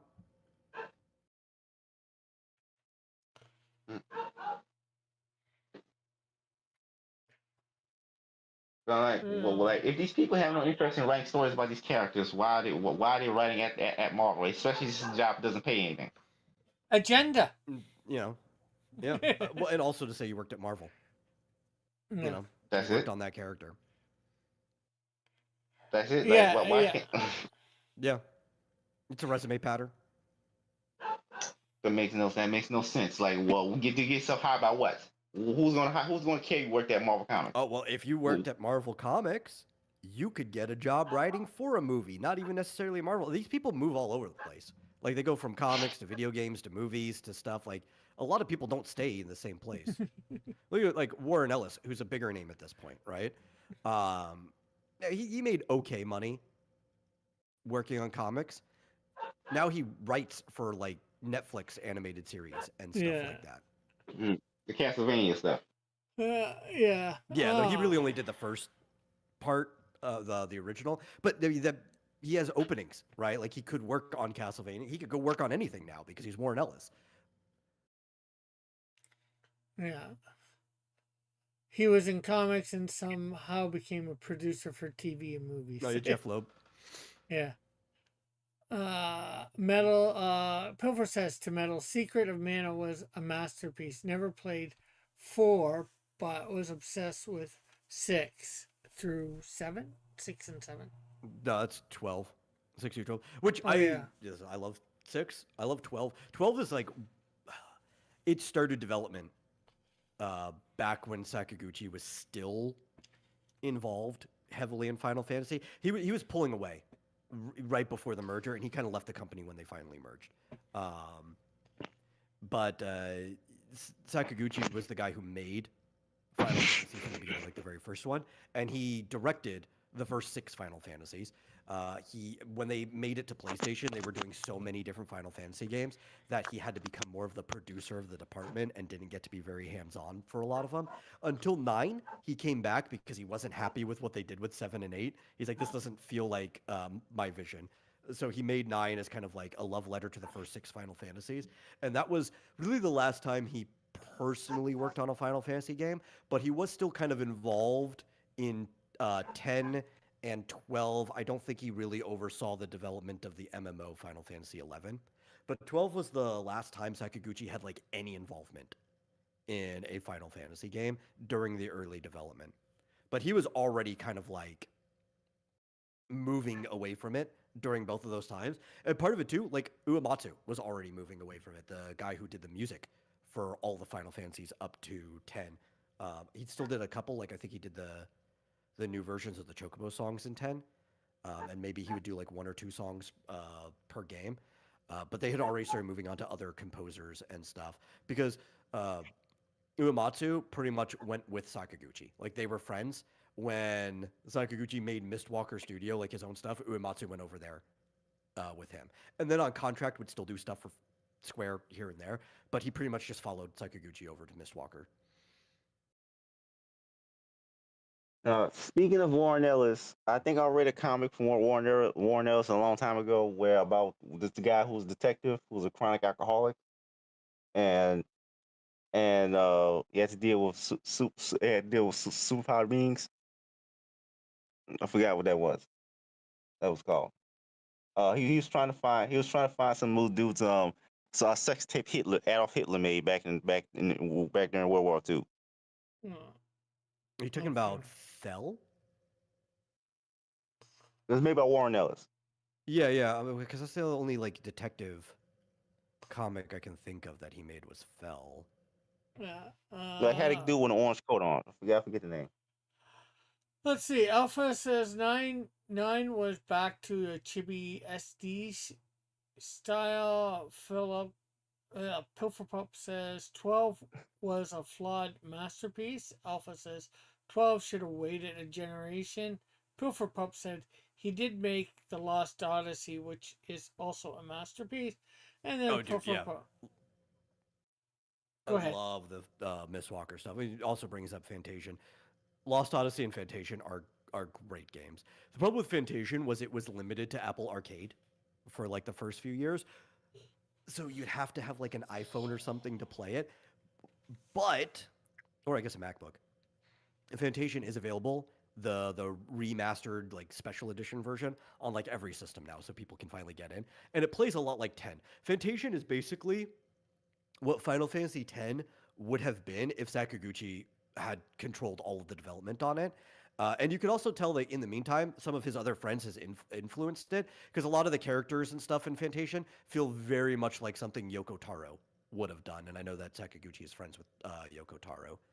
But that Fantation's great. Pilfer Pup says Sazatoshi Soken is the new Uematsu, Uematsu. but Nobuo Uematsu.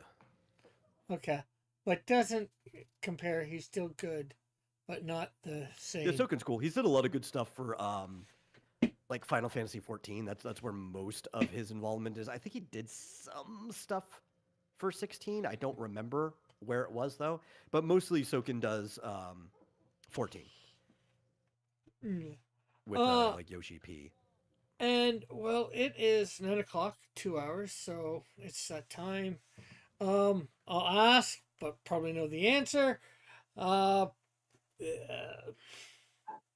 Fizz, Joseph, anything you want to promote? No. Okay. Metal, anything you would like to promote? Yeah, I'm trying to get the link to the vomitorium. I'm going to promote that because I don't know if it's going to be tonight. Probably. I don't know. I haven't seen Marsupial in like 2 days. So I might be home alone and have plenty of time to do it tonight. But I will be streaming Pragmata at some point, so people can just go follow the vomitorium over there.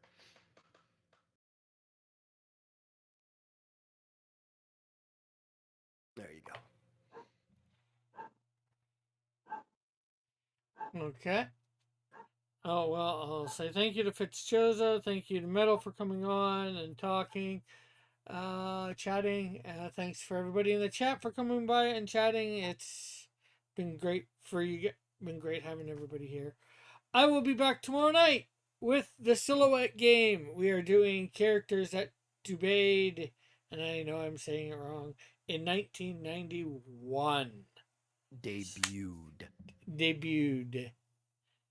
So yeah, debuted. Sounds like they're cleaning their butt after using the toilet.